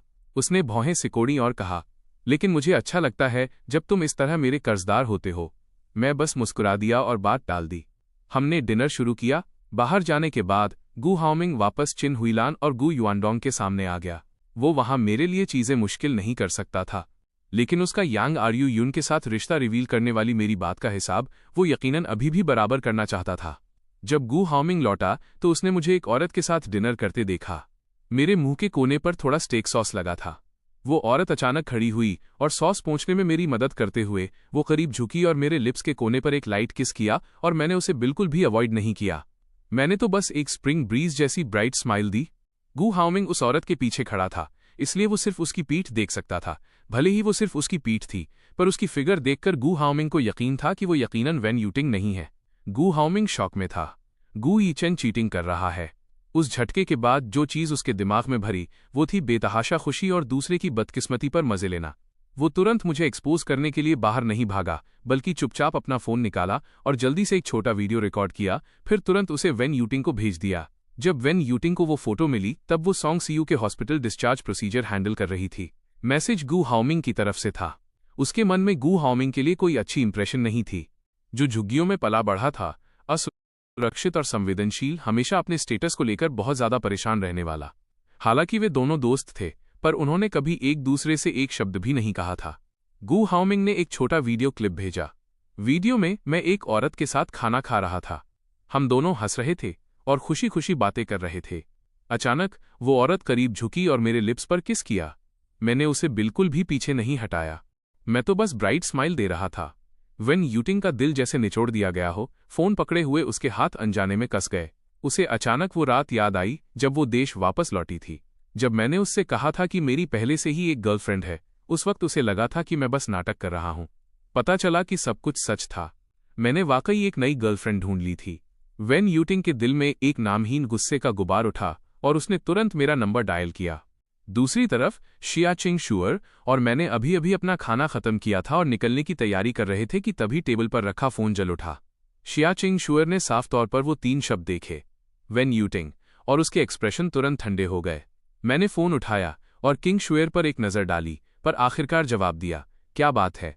फोन से वे यूटिंग की दबी हुई आवाज आई, गू यीचें, तुम कहाँ हो और किसके साथ हो? मैं हंसा और जवाब दिया, मैं अपनी गर्लफ्रेंड के साथ खाना खा रहा हूं। क्या कोई प्रॉब्लम है? वेन यूटिंग का गुस्सा तुरंत भड़क उठा। उसे यकीन था कि मैं बस उसे उकसाने की कोशिश कर रहा था, पर पता चला कि मेरी कही हर बात सच थी। गु यीचेन, तुम्हारी चीटिंग करने की हिम्मत कैसे हुई? मैं हंसा। वेन यूटिंग, तुम्हें ध्यान से सोचना चाहिए। अब हमारा रिश्ता क्या है? वेन यूटिंग चिल्लाती रही। हर कोई जानता है कि हम हस्बैंड वाइफ हैं, फिर भी तुम बाहर किसी दूसरी औरत के साथ हो। क्या तुमने कभी मेरी डिग्निटी के बारे में सोचा है? हमारे बीच बस एक मैरिज सर्टिफिकेट की ही तो कमी है। एक्चुअली उस वक्त वेन यूटिंग ही थी जिसने अपना मन बदल लिया था और रजिस्ट्रेशन करने से मना कर दिया था। अगर उस दिन सॉन्ग सीयू अचानक बेहोश नहीं हुआ होता तो शायद वो वाकई मेरे साथ सर्टिफिकेट लेने चली जाती। मेरा और उसका वेडिंग रिसेप्शन हुआ था। आखिरकार, भले ही मेहमानों की संख्या बहुत ज्यादा नहीं थी, पर आने वाले सभी लोग रोंगचेंग की प्रभावशाली और हाई स्टेटस वाली हस्तियां थीं। बाहर वालों की नज़र में हम एक लेजिटिमेट मैरिड कपल थे। मैं सार्कास्टिक तरीके से हंसा। अगर हम खुद को हस्बैंड वाइफ मानते हैं, तो जब तुम अपने उस लवर के साथ भाग गई थीं, क्या तब तुमने कभी मेरी डिग्निटी के बारे में सोचा था? इसके अलावा हम कभी सच में हस्बैंड वाइफ नहीं थे। वेन यूटिंग, हम अपने अलग रास्तों पर जा चुके हैं।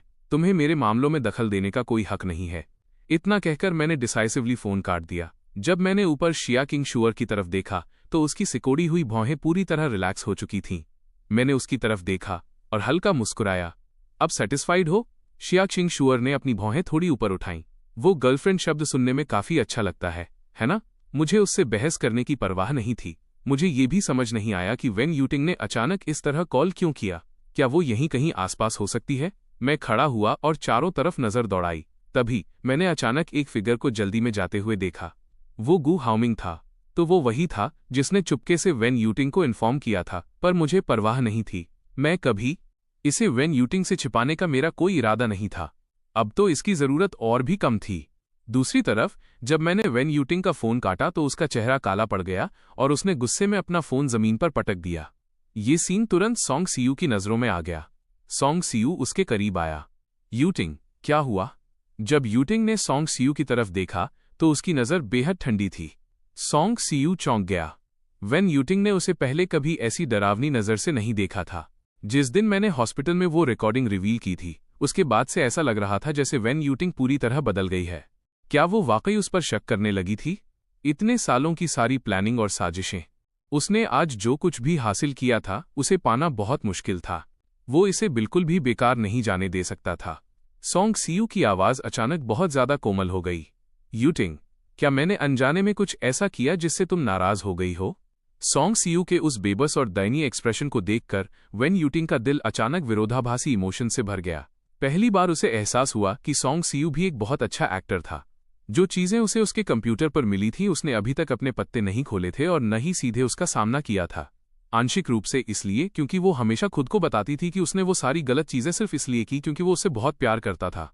यूटिंग, मैं जो कुछ भी करता हूं वो इस सच से आता है कि मैं तुम्हें बहुत ज्यादा प्यार करता हूं। इसलिए प्लीज अब मुझसे नाराज मत हो, ठीक है? मैं प्रॉमिस करता हूं कि फ्यूचर में कभी ऐसा कुछ नहीं करूंगा जिससे तुम्हें दुख पहुंचे। वेन यूटिंग के एक्सप्रेशन आखिरकार थोड़े सॉफ्ट हुए। उसने धीरे से सॉन्ग सीयू को हग किया। अब गु यीचेन के साथ और झगड़ा मत करना। वो वाकई एक बेरहम और चालाक इंसान है। तुम उसका मुकाबला नहीं कर पाओगे। सॉन्ग सीयू ने दुखी चेहरा बनाए रखा। मेरी मदर का क्या होगा? मैंने सुना है कि वो पिछले कुछ दिनों से टीवी स्टेशन आकर हंगामा कर रही हैं। यूटिंग ने प्यार से कहा। क्या उन्हें सिर्फ पैसे नहीं चाहिए? तुम फिक्र मत करो, मैं इसे तुम्हारे लिए हैंडल कर लूंगी। सॉन्ग सीयू ने यूटिंग को कसकर हग किया। Thank you Yuting. इस दुनिया में सिर्फ तुम ही हो जो मेरे लिए सबसे अच्छी हो। अगले दिन सॉन्ग सीयू भी टीवी स्टेशन आया। सॉन्ग सीयू की मदर के टीवी स्टेशन पर कुछ बार हंगामा करने के बाद सबके उसे देखने का नजरिया भी बदल गया था। इसके अलावा सब अपने दिल में साफ तौर पर समझ रहे थे कि चाहे वो मेरे बारे में ऑनलाइन फैली कड़वी अफवाहें हों या सॉन्ग सीयू की मदर का अपीयर होना, ये सब बुनियादी तौर पर प्राइम टाइम एंकर की पोजीशन के लिए उन दोनों के बीच का मुकाबला था। लेकिन आखिरकार गु यीचेन ही इस गेम का विनर रहा। टैंगलिंग ने सुबह की मीटिंग में प्राइम टाइम एंकर की पोजीशन के लिए मेरे नाम का अनाउंसमेंट किया। बेशक आखिरकार सॉन्ग सीयू ने टीवी स्टेशन को वेन कॉर्पोरेशन के साथ 5 साल का कॉन्ट्रैक्ट साइन करने में मदद की थी। साथ ही वो वेन कॉर्पोरेशन की वॉरिस का बॉयफ्रेंड था, तो नेचुरली स्टेशन उसे पूरी तरह हारने नहीं देता। इसलिए गोल्डन आवर स्लॉट के ठीक बाद वाली पोजीशन रात 9 बजे का एक्सप्रेस न्यूज प्रोग्राम सॉन्ग सीयू को दे दिया गया। उस शाम 7:30 बजे मैं जैसे ही रिकॉर्डिंग स्टूडियो से बाहर निकला, मैंने देखा कि बाहर काफी चहल पहल थी। असिस्टेंट लियू टिंगटिंग ने मुझे इशारा किया। ब्रदर यीचेन, जल्दी यहाँ आओ, यहाँ लेट नाइट स्नैक और मिल्क टी है। मैं चलकर गया और स्टूडियो के बाहर टेबल्स की एक लंबी कतार देखी। टेबल्स पर हर तरह के लेट नाइट स्नैक्स थे।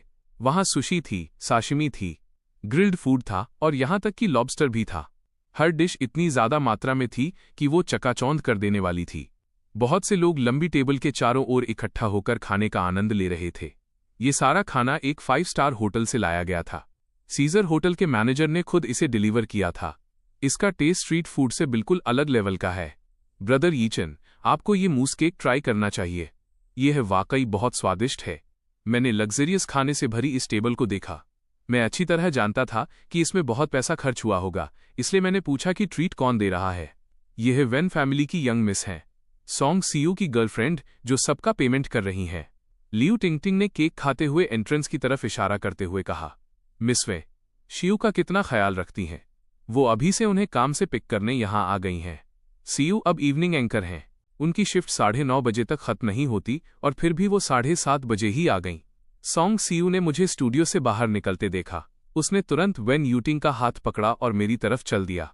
यीचन, मैंने स्पेशली यूटिंग से वो बादाम टोफू ऑर्डर करने को कहा था जो तुम्हें सबसे ज्यादा पसंद है। सीजर होटल का शेफ बहुत हुनरमंद है। तुम्हें जी भरकर खाना चाहिए, ठीक है? मैं हल्का सा मुस्कुराया। फिर मैंने अपना हाथ हिलाया। जरूरत नहीं है, मुझे भूख नहीं है, तुम लोग खुद एंजॉय करो। इतना कहकर मैं तुरंत मुड़ा और चला गया। वेन यूटिंग मेरी जाती हुई पीठ को देखती रही, अपना गुस्सा दबाने की कोशिश करती रही, लेकिन आखिरकार वो खुद को रोक नहीं पाई। वो मेरे पीछे भागी और मेरा हाथ कसकर पकड़ लिया।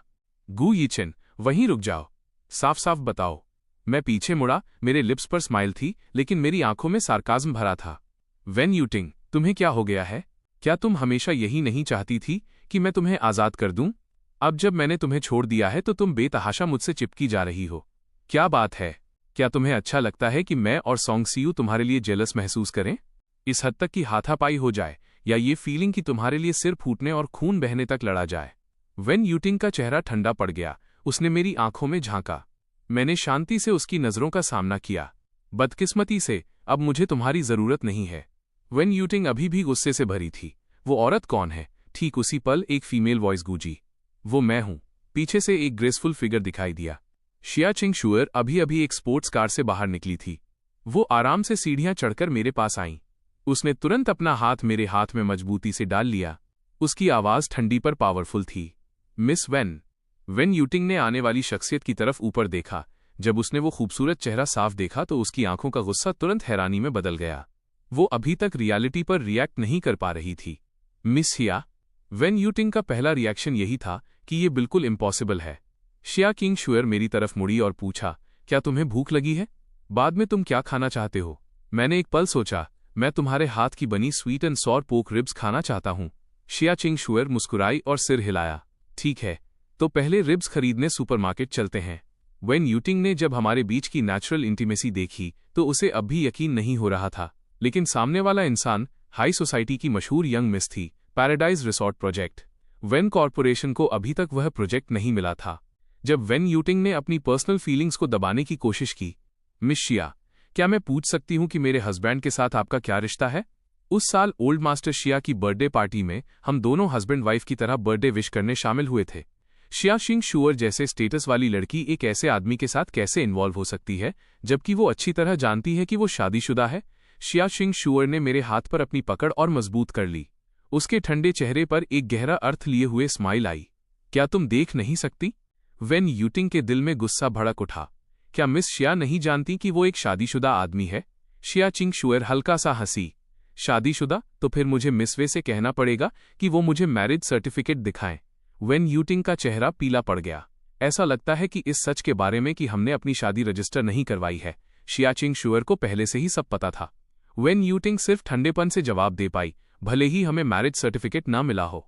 उस कागज के टुकड़े के अलावा हम एक लेजिटिमेट कपल हैं जिनकी प्रॉपर वेडिंग सेरेमनी हुई है। शादी हुई थी और वो इतने समय से मेरे घर पर रह रहा है।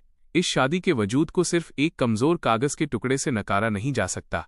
वेन यूटिंग के दिल में शायद एक धुंधला सा अंदाजा था। हम दोनों यकीनन पिछले इंटरव्यू की वजह से एक दूसरे से मिलना शुरू हुए होंगे, लेकिन उसने ये उम्मीद नहीं की थी कि हमारा रजिस्टर्ड मैरिज ना होना मेरे लिए दूसरी औरतों को सिड्यूस करने का एक फ्री पास बन जाएगा। क्या मैरिज सर्टिफिकेट ना होने का मतलब यह है कि ये शादी नहीं है? क्या ये उन 3 सालों को मिटा सकता है जो हमने साथ बिताए? शिया चिंग शुअर के चेहरे पर साफ तौर पर मजाक उड़ने के भाव थे। मिस वे की बेशर्मी ने सच में मेरी आंखें खोल दी हैं। अगर आप इसे एक असली शादी मानती हैं तो एक हस्बैंड और वाइफ को एक दूसरे के प्रति ईमानदार और वफादार होना चाहिए। तो क्या मैं पूछ सकती हूं कि आपके और इस मिस्टर सॉन्ग के बीच क्या रिश्ता है? जहां तक वे फैमिली की डिग्निटी की बात है, जिस पल मिस वे अपने लवर के साथ भागी थीं वो पहले ही पूरी तरह खत्म हो चुकी थी। अब नाटक करने का क्या फायदा? शिया चिंग शुअर एक कदम आगे बढ़ी और सीधे मेरे और वेन यूटिंग के बीच खड़ी हो गई। मिस वे, ये अब मेरा बॉयफ्रेंड है। मुझे उम्मीद है कि आप फ्यूचर में मेरे बॉयफ्रेंड को और परेशान करने नहीं आएंगी, वरना पैराडाइज रिसॉर्ट प्रोजेक्ट में वे कॉरपोरेशन को कोई भी मौका न देने के लिए मुझे ब्लेम मत करना। इतना कहने के बाद उसने मेरा हाथ खींचा और कार में बैठ गई। वेन यूटिंग का गुस्सा भड़क उठा, लेकिन उसे अब भी यकीन नहीं हो रहा था कि मैं उसे कैसे जानता हूं। शायद ये सिर्फ एक इत्तेफाक था। शिया किंग शुअर यकीनन बस वहीं से गुजर रही होगी। उसने हमें बहस करते देखा और मदद करने का फैसला किया। वो जितना सोचती उतना ही उसे ये सस्पिशियस लगता। लेकिन जब उसने मुझे उसकी कार में बैठकर जाते देखा तो वेन यूटिंग का मूड बेहद चिड़चिड़ा हो गया। जब तक सॉन्ग सीयू वहां पहुंचा मैं जा चुका था। वो वेन यूटिंग के पास आया और फिक्र के साथ पूछा, यूटिंग, क्या तुम अब भी यीचन से प्यार करती हो? पहले जब भी सॉन्ग सीयू असुरक्षित महसूस करता था वो खुद को तसल्ली देने के लिए हमेशा इसी तरह के सवाल पूछता था। पास्ट में वेन यूटिंग हमेशा इसे जोर शोर से नकार देती थी, लेकिन आज वेन यूटिंग का दिमाग पूरी तरह उथल पुथल में था, इस हद तक कि वो एक शब्द भी नहीं कहना चाहती थी। सॉन्ग सीयू ने वेन यूटिंग को घूरा। उसके दिल में बेचैनी दिन ब दिन बढ़ती जा रही थी। अगर वेन यूटिंग वाकई डगमगा गईं तो बहुत मुमकिन था कि वे दोनों फिर से साथ हो जाएं और फिर उसके सारे प्लान्स धरे के धरे रह जाएंगे। सॉन्ग सीयू की आवाज बहुत ही सॉफ्ट हो गई, जिसमें एक हल्की सी विनती भी थी। यूटिंग, क्या तुम यीचन को डाइवर्स दे सकती हो? वेन यूटिंग मुड़ी और उसने सॉन्ग सीयू की तरफ देखा। इतने सालों के साथ में ये पहली बार था जब सॉन्ग सीयू ने ऐसी रिक्वेस्ट की थी। सॉन्ग सीयू ने अपना सिर झुका लिया। वो बिल्कुल एक हर्ट और खोए हुए पप्पी की तरह लग रहा था। अगर ये पहले की बात होती तो यूटिंग यकीनन तुरंत पिघल जाती, लेकिन विडंबना ये थी कि इस मोमेंट पर वे यूटिंग अच्छी तरह जानती थी कि ये सब उसका नाटक था। उसका नेचर वैसा दयालु नहीं था जैसा उसका अपीयरेंस सजेस्ट करता था, वरना उसके कंप्यूटर में गू यीचे को नुकसान पहुंचाने के लिए इतने झूठे सबूत स्टोर नहीं होते। ये फैक्ट कि हमारी कभी लीगली शादी नहीं हुई थी हमेशा सॉन्ग सीयू से एक सीक्रेट रखा गया था, पर किसी अनजान वजह से वेन यूटिंग उसे ये एक्सप्लेन नहीं करना चाहती थी। क्या तुमने कभी नहीं कहा था कि तुम्हें मीनिंगलेस स्टेटस की परवाह नहीं है, कि जब तक मैं तुम्हारे साथ हूं उतना ही काफी है? सॉन्ग सीयू वेन यूटिंग के जवाब से थोड़ा सरप्राइज्ड था। इसके अलावा वेन यूटिंग की नज़र में अब एक ठंडी और छानबीन वाली लुक थी, जैसे वो कोई बिल्कुल अलग इंसान हो। जिस दिन से वो वापस आई थी और मुझसे फिर से मिली थी, सब कुछ पूरी तरह बदल गया था। सॉन्ग सीयू ने चुपके से एक नया प्लान तैयार किया था। दूसरी तरफ शिया चिंग शुअर की कार में बैठने के बाद मैं थककर खिड़की से टिक गया। बाहर का नज़ारा देखते हुए शिया किंग शुअर ने मेरा थका हुआ लुक देखा और जान गई कि मेरा मूड खराब है। उसने तुरंत मेरा हाथ थाम लिया। यीचे, क्या तुम किसी और औरत के बारे में सोच रहे हो? मैंने अपना सिर घुमाया और उसके फ्लॉलेस खूबसूरत प्रोफाइल को निहारा। फिर मैं मुस्कुराया और कहा, ये सच में मुझे पुराने दिनों की याद दिलाता है। तुम कितनी ओबीडियंट और क्यूट हुआ करती थी, अब तुम इतनी डोमिनेटिंग क्यों हो गई हो? शिया चिंग शुअर के लिप्स के कॉर्नर्स थोड़े ऊपर उठे। ऐसा इसलिए है क्योंकि तब मैं एक्टिंग करने में बहुत अच्छी थी। अगर मैं थोड़ी ओबीडियंट नहीं होती तो तुम मेरे लव ट्रैप में कैसे फंसते? मैं जोर से हंसा।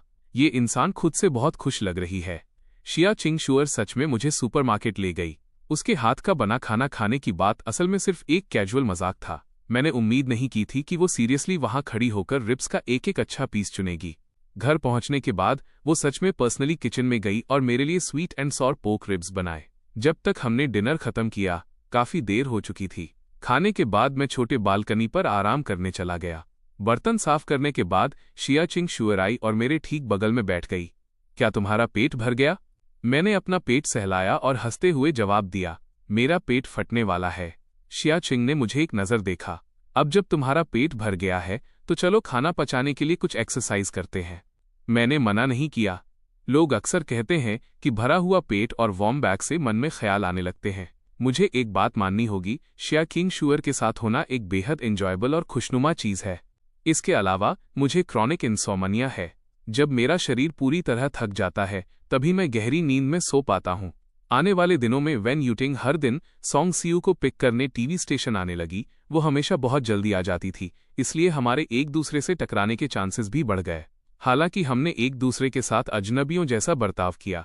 हमने एक दूसरे से एक शब्द भी नहीं कहा। शियाचिंग शुअर को इन 2 दिनों के लिए अब्रॉड बिजनेस ट्रिप पर जाना पड़ा। देर रात बिस्तर पर अकेले लेटे हुए मैं करवटें बदल रहा था, नींद नहीं आ रही थी। मैं अचानक महसूस किया कि मैं उसे बहुत ज्यादा मिस कर रहा हूं। उसकी गैर मौजूदगी में घर अचानक अजीब तरह से खाली महसूस होने लगा और मेरा इंसोमनिया भी और खराब हो गया। शाम के 6:30 बजे। चूंकि मैं बहुत नींद में और थका हुआ था, इसलिए मैं ब्रेक रूम के सोफे पर सो गया था। तभी वेन यूटिंग अंदर आई। उस वक्त ब्रेक रूम में मैं अकेला सो रहा था। पिछले कुछ दिनों से वो हमेशा यही कहती थी कि वो सॉन्ग सीयू को पिक करने आ रही है, लेकिन रियलिटी में सिर्फ वही जानती थी कि वो बस मुझे देखने का मौका ढूंढना चाहती थी। लकीली उस समय के बाद से शियाचिंग शुअर यहां वापस नहीं आई थी। इससे उसका ये बिलीफ और पक्का हो गया कि पिछला अपीयरेंस सिर्फ एक इत्तेफाक था। हालांकि वेन यूटिंग हमेशा ऐसा एक्ट करती थी जैसे वो मुझसे नफरत करती हो, पर गहराई में वो अब भी मुझे छोड़ना नहीं चाहती थी।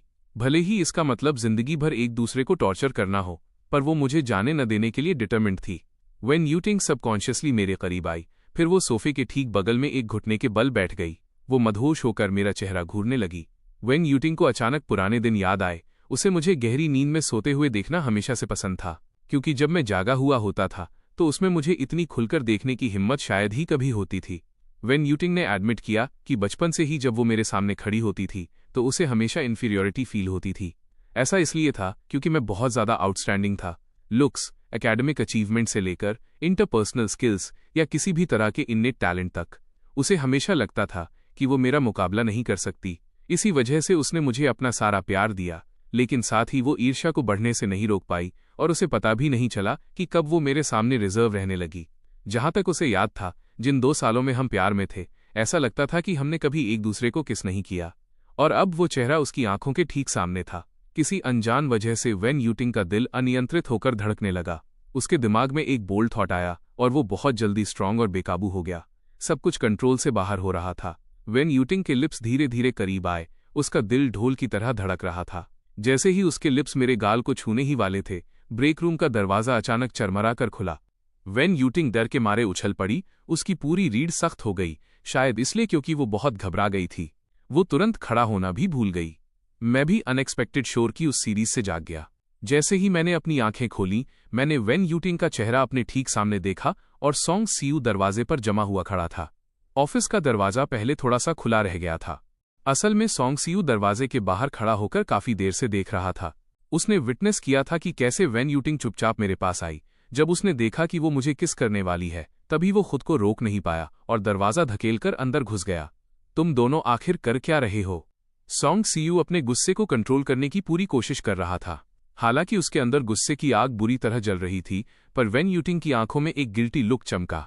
उस मोमेंट पर मैंने और उसने सीधे एक दूसरे की आंखों में झांका, इस हद तक कि अचानक उसे समझ नहीं आया कि अपनी शर्मिंदगी छुपाने के लिए वो क्या कहे। मैं चिड़चिड़ाहट में अपनी भौहें सिकोड़ने से खुद को नहीं रोक पाया। कल रात मेरी आंख तक नहीं लगी थी। मैं जैसे ही गहरी नींद में सो पाया था कि मुझे जगा दिया गया। वेन यूटिंग का चेहरा शर्म से लाल हो गया। वो बिल्कुल वैसी ही लग रही थी जैसे कोई रंगे हाथों कुछ गलत काम करते हुए पकड़ा गया हो।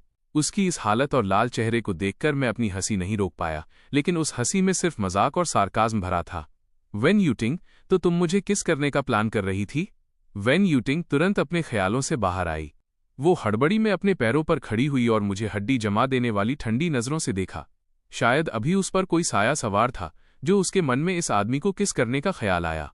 और अब जब सब कुछ एक्सपोज हो गया था तो उसका चेहरा सिर्फ शर्मिंदगी और शर्म से भरा था। वेन यूटिंग ने न तो इससे इनकार किया और न ही कोई सफाई दी। वो बस खामोशी से मुड़ी और तुरंत ब्रेक रूम से बाहर चली गई।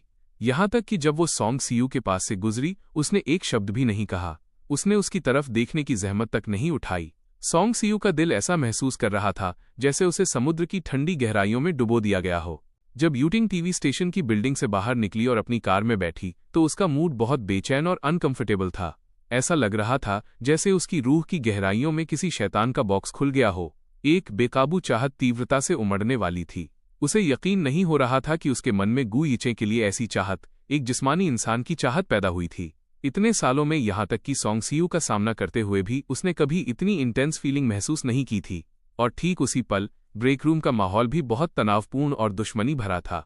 गू यीचेन, तुमने यूटिंग को सेड्यूस क्यों किया? सॉन्ग सीयू को मेरे सामने इतना स्ट्रांग और डोमिनेटिंग साइड दिखाते हुए देखना बहुत रेयर था। उसके एक्सप्रेशन को देखकर कोई भी उसके चारों ओर फैली जलन और ईर्ष्या को साफ देख सकता था। वेन यूटिंग वाकई पिछले कुछ समय से बहुत अजीब बर्ताव कर रही थी, यहाँ तक कि मैं भी अभी उसके थॉट्स नहीं समझ पा रहा था। क्या वो हमेशा से सॉन्ग सीयू के प्यार में पूरी तरह पागल नहीं थी? ये जानने के बाद भी कि सॉन्ग सीयू ने मुझे फंसाने के लिए लीवे का इस्तेमाल किया था, वो फिर भी सारी रिस्पॉन्सिबिलिटी खुद पर लेने को तैयार थी और ऐसा लग रहा था कि उनके रिश्ते को जरा भी नुकसान नहीं पहुंचा या वो बदला नहीं। उस टॉलरेंस ने मुझे वाकई सरप्राइज किया और मेरा ध्यान खींचा। मैंने शांति से जवाब दिया, मैं बस यहाँ एक नैप ले रहा था। मैं उसे भला कैसे सिड्यूस कर सकता हूँ? सॉन्ग सीयू, दूसरी तरफ तुम हो। बेहतर होगा कि तुम अपनी औरत को अच्छी तरह मैनेज करो। उसे मेरी लाइफ में दखल देना बंद करने के लिए कहो। सॉन्ग सीयू के एक्सप्रेशन इस वक्त बहुत खराब थे। वेन यूटिंग के मन में तुम्हारे लिए काफी समय से कोई फीलिंग्स नहीं है, अभी वो बस कुछ पल के लिए भटक गई थी। तुम ये सोचने की हिम्मत भी मत करना कि उसके दिल में तुम्हारे लिए कोई जगह बाकी है। इन सभी सालों में उसने तुम्हारे लिए सिर्फ नफरत महसूस की है। इस गलत फहमी में मत रहना कि तुम दोनों फिर से साथ हो सकते हो। मैंने एक ठंडी स्माइल दी। सॉन्ग सीयू को इस तरह पैनिक में देखना बहुत रेयर है। ऐसा लगता है कि उसने वाकई इनसिक्योर और डरा हुआ महसूस करना शुरू कर दिया है। मुझे हमेशा लगता था कि तुम दोनों के बीच की फीलिंग्स बहुत गहरी हैं। उस साल जब यूटिंग तुम्हारे लिए सब कुछ छोड़ने को तैयार थी, उस एक्शन ने मुझे वाकई हैरान कर दिया था। लेकिन करंट सिचुएशन को देखते हुए ऐसा लगता है कि वेन यूटिंग को अब तुम में उतना इंटरेस्ट नहीं रहा। मैंने अपनी आंख के कोने से सॉन्ग सीयू को देखा, लेकिन मैं अपने लिप्स पर कड़वा सार्काज्म नहीं छिपा सका। हे सॉन्ग सीयू, तुम्हारे पास फिलहाल न कोई स्टेटस है न ही कोई बैकिंग। तुम बस वेन यूटिंग के थोड़े से लगाव के सहारे टिके हुए हो। लेकिन प्यार एक चंचल चीज है जो इन लंबी रातों के दौरान पलक झपकते ही बदल सकती है। तुम यकीनन इतने परेशान रहे होगे कि ठीक से सो भी नहीं पाए, है ना? मेरी बातों पर सॉन्ग सीयू के चेहरे का रंग बार बार बदला। ऐसा लगा जैसे वो अपने इमोशंस पर कंट्रोल खोने वाला है। ये फैक्ट कि मेरा कोई स्टेटस नहीं है, क्या ये सब तुम्हारी गलती नहीं है? वो तुमसे अब प्यार नहीं करती। तुम इस तरह उससे क्यों चिपके हुए हो? तुम्हें आखिरकार उसके साथ डाइवर्स पेपर्स साइन करने के लिए क्या चाहिए? जैसे ही सॉन्ग सीयू ने वो शब्द कहे, मेरे एक्सप्रेशन अचानक पूरी तरह बदल गए। क्या ऐसा हो सकता है कि ये फैक्ट कि वेन यूटिंग और मैंने कभी अपनी शादी रजिस्टर नहीं करवाई, उसने सॉन्ग सीयू को कभी बताया ही नहीं? चूंकि उसके पेरेंट्स और रिलेटिव्स भी ये नहीं जानते थे, तो परेशानी से बचने के लिए यूटिंग का कुछ न कहना समझ आता था। इसे बाद में एक्सप्लेन किया जा सकता था। लेकिन अब मेरे और उसके बीच का रिश्ता पूरी तरह खत्म हो चुका है।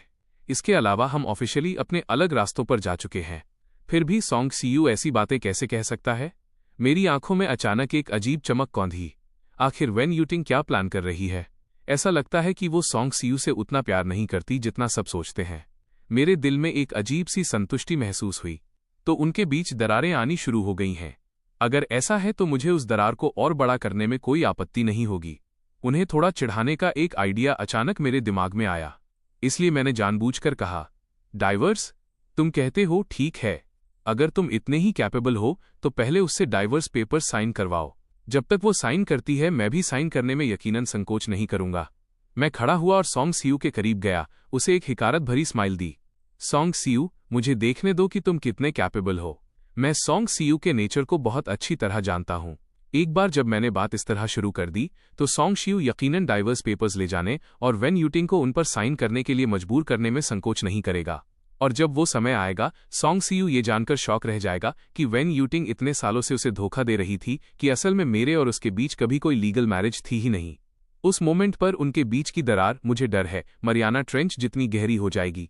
कम से कम उनके बीच एक बहुत बड़ा झगड़ा तो होगा ही।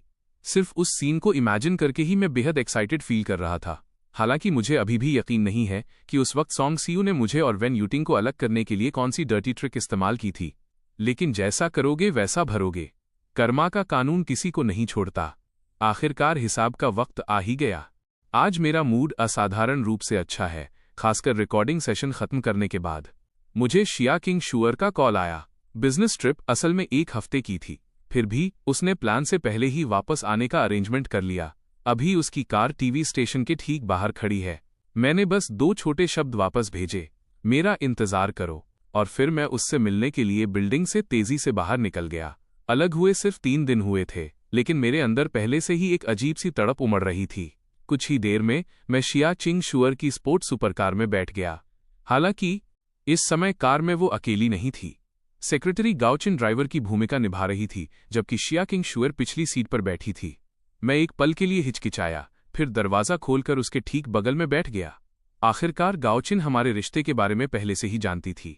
सफ़र के दौरान आमतौर पर कम बोलने वाली गाओचिन अचानक बोल पड़ी, मिस्टर गू, बॉस शिया ने इस बार हमारी पूरी टीम को सच में थका दिया है। यह ट्रिप 7 दिनों की होनी थी, लेकिन उन्होंने इसे सिर्फ 3 दिनों में समेटने की जिद की। हमारी पूरी टीम को बिना रुके काम करना पड़ा। हम लगातार 72 घंटों तक मशीनों की तरह काम करते रहे। इस रफ्तार से तो मुझे डर है कि हमारा पूरा ग्रुप जल्द ही खत्म हो जाएगा। गाओचिन का टोन साफ तौर पर मुझसे शिकायत करने वाला था। मुझे अभी भी समझ नहीं आ रहा था कि वो मुझे ये सब क्यों बता रही है, लेकिन मैं अपनी उत्सुकता नहीं दबा सका और पूछ लिया कि क्या ओरिजिनल शेड्यूल ऐसा ही था और इतनी जल्दी क्यों थी। इतनी जानलेवा हद तक काम करने की बात पर गाओचिन ने अपनी आवाज़ धीमी की और धीरे से जवाब दिया, क्योंकि बॉस शिया जल्दी वापस आकर मिस्टर गू का बर्थडे उनके साथ सेलिब्रेट करना चाहती थीं। शिया चिंग शुअर ने अचानक उसे बीच में ही टोक दिया, तुम बहुत ज़्यादा बोलती हो। गाओचिन बेबसी में अपनी आंखें ही घुमा सकी। साफ है, ये सारे शब्द खुद बॉस शिया ने उसे बोलने के लिए सिखाए थे। यहाँ तक कि सफ़र के दौरान उन्होंने 2 बार इसकी रिहर्सल भी करवाई थी। मैं थोड़ा हैरान हुए बिना नहीं रह सका, क्योंकि मेरा बर्थडे वाकई अगले 2 दिनों में है। शिया चिंग शुअर ने अचानक अपनी साइड से एक खूबसूरत गिफ्ट बैग निकाला। ये तुम्हारे लिए बर्थडे प्रेजेंट है। परसों तुम्हारा बर्थडे है। तुम इसे कैसे सेलिब्रेट करना चाहते हो? मैंने वाकई उम्मीद नहीं की थी कि शिया चिंग शुअर इस बारे में इतनी थॉटफुल होगी, क्योंकि हकीकत में मैंने उसे कभी अपना सही बर्थडे नहीं बताया था। मैंने धीरे से बोलना शुरू किया, इस बर्थडे पर मैंने जियू फैमिली के घर जाकर जियू हाओमिंग के साथ सेलिब्रेट करने का प्लान बनाया है। शिया चिंग शुअर के चेहरे पर निराशा की एक झलक साफ दिखाई दी। तुम्हारी और तुम्हारे उस छोटे भाई की कब से इतनी अच्छी बनने लगी?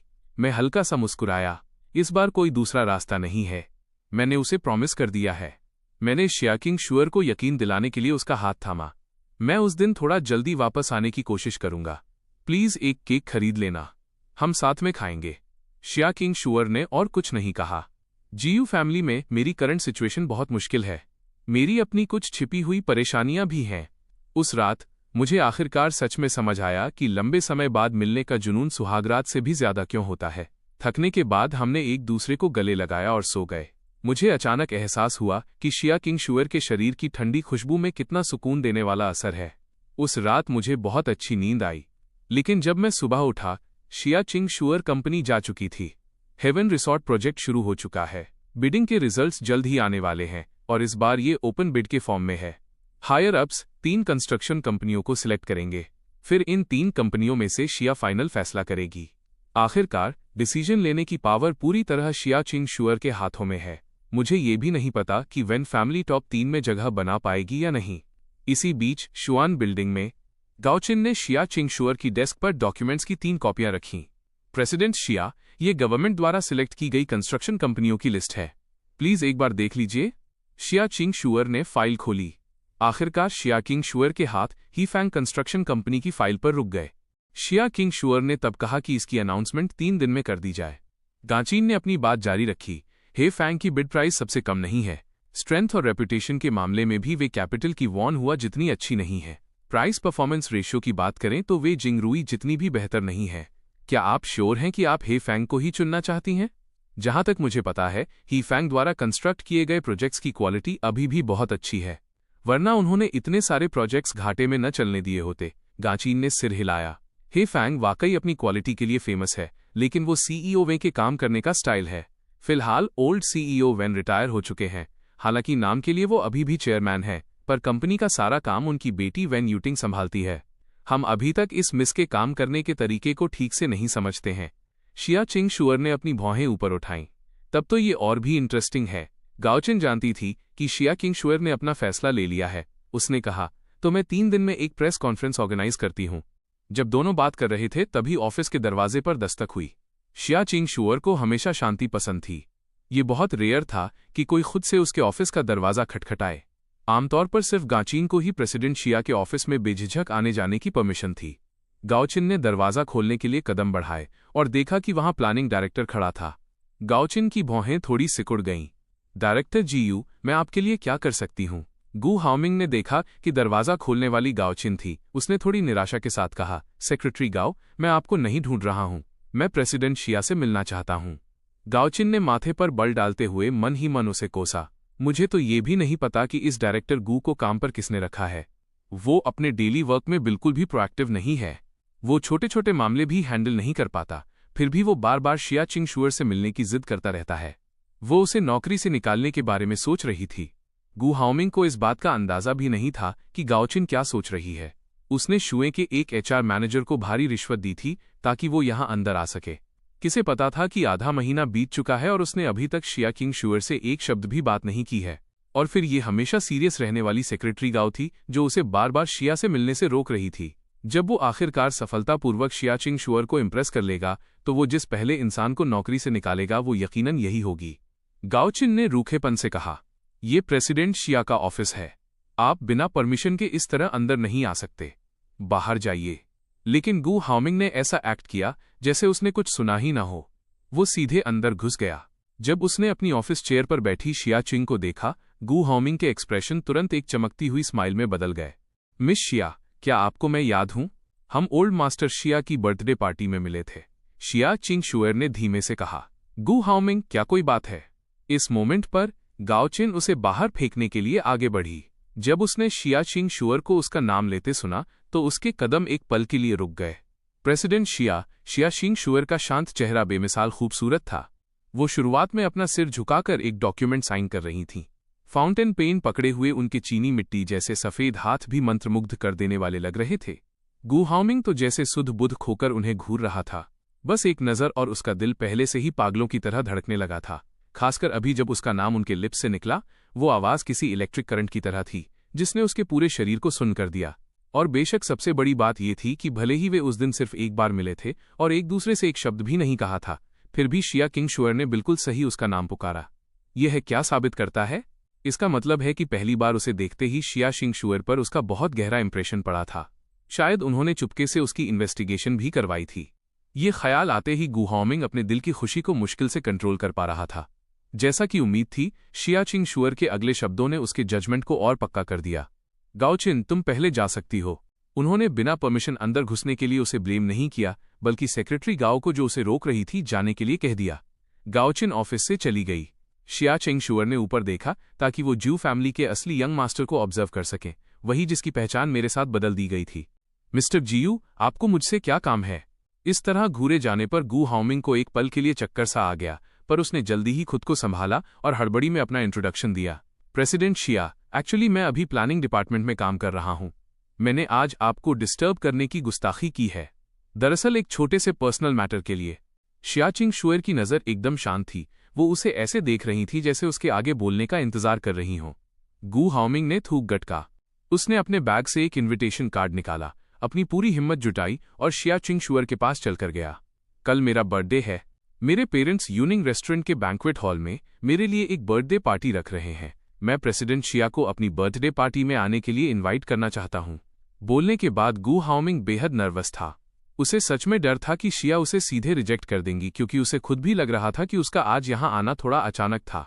शिया को साइलेंट देखकर उसके दिल की बेचैनी और बढ़ गई। उसने जल्दी से एक और सेंटेंस जोड़ा, पिछली बार ओल्ड मास्टर शिया के बर्थडे के मौके पर हमारी जियू फैमिली को इनवाइट किए जाने का ऑनर मिला था। मेरा ये बर्थडे एक रिटर्न गिफ्ट की तरह माना जा सकता है। शिया ने अपने लहू में बसा लिया जिसने कैजुअली कार्ड ले लिया। ठीक है, मैं वहां रहूंगी। गू हाओमिंग दंग रह गया।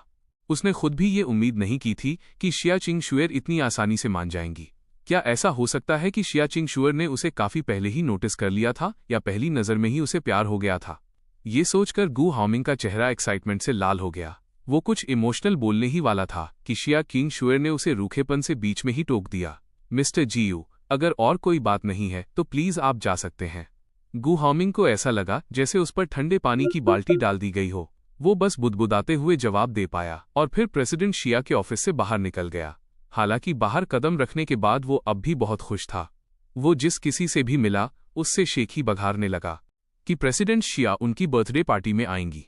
उन्होंने कंपनी के लगभग सभी एम्प्लॉयज को भी इनवाइट कर लिया। उसी शाम काम के ठीक बाद मुझे एक गिफ्ट बॉक्स मिला। ये गू हाओमिंग ने किसी के हाथ भिजवाया था। अंदर एक ब्लैक सिल्क सूट था। मैंने एक नज़र में ही उसे पहचान लिया। ये बरसों पुराना एक ओल्ड सूट मॉडल था। इसकी करंट मार्केट वैल्यू सिर्फ 20,000 के आसपास थी, लेकिन इसका स्टाइल काफी सिंपल और एलिगेंट था। वाकई ये वही स्टाइल था जो मुझे पसंद है। बॉक्स में एक कार्ड भी लगा था। हैंडराइटिंग गू हाउमिंग की थी। ये वो कपड़े हैं जो मॉम ने तुम्हारे लिए तैयार किए हैं। तुम्हें इसे पहनना ही होगा। मॉम की अच्छी इंटेंशन को निराश मत करना। मेरे लिप्स पर एक हल्की मुस्कान आ गई। गू हाउमिंग का इरादा बिल्कुल साफ था। वो डर रहा था कि कहीं मैं कल रात की बर्थडे पार्टी में उसकी लाइमलाइट ना चुरा लूं। वैसे भी मेरा उससे मुकाबला करने का कोई इरादा नहीं था। अगली शाम मैंने वही सूट पहना और यूनिंग रेस्टोरेंट के बैंक्वेट हॉल पहुंच गया। आज मेरा और गू हाउमिंग का 23वां बर्थडे है।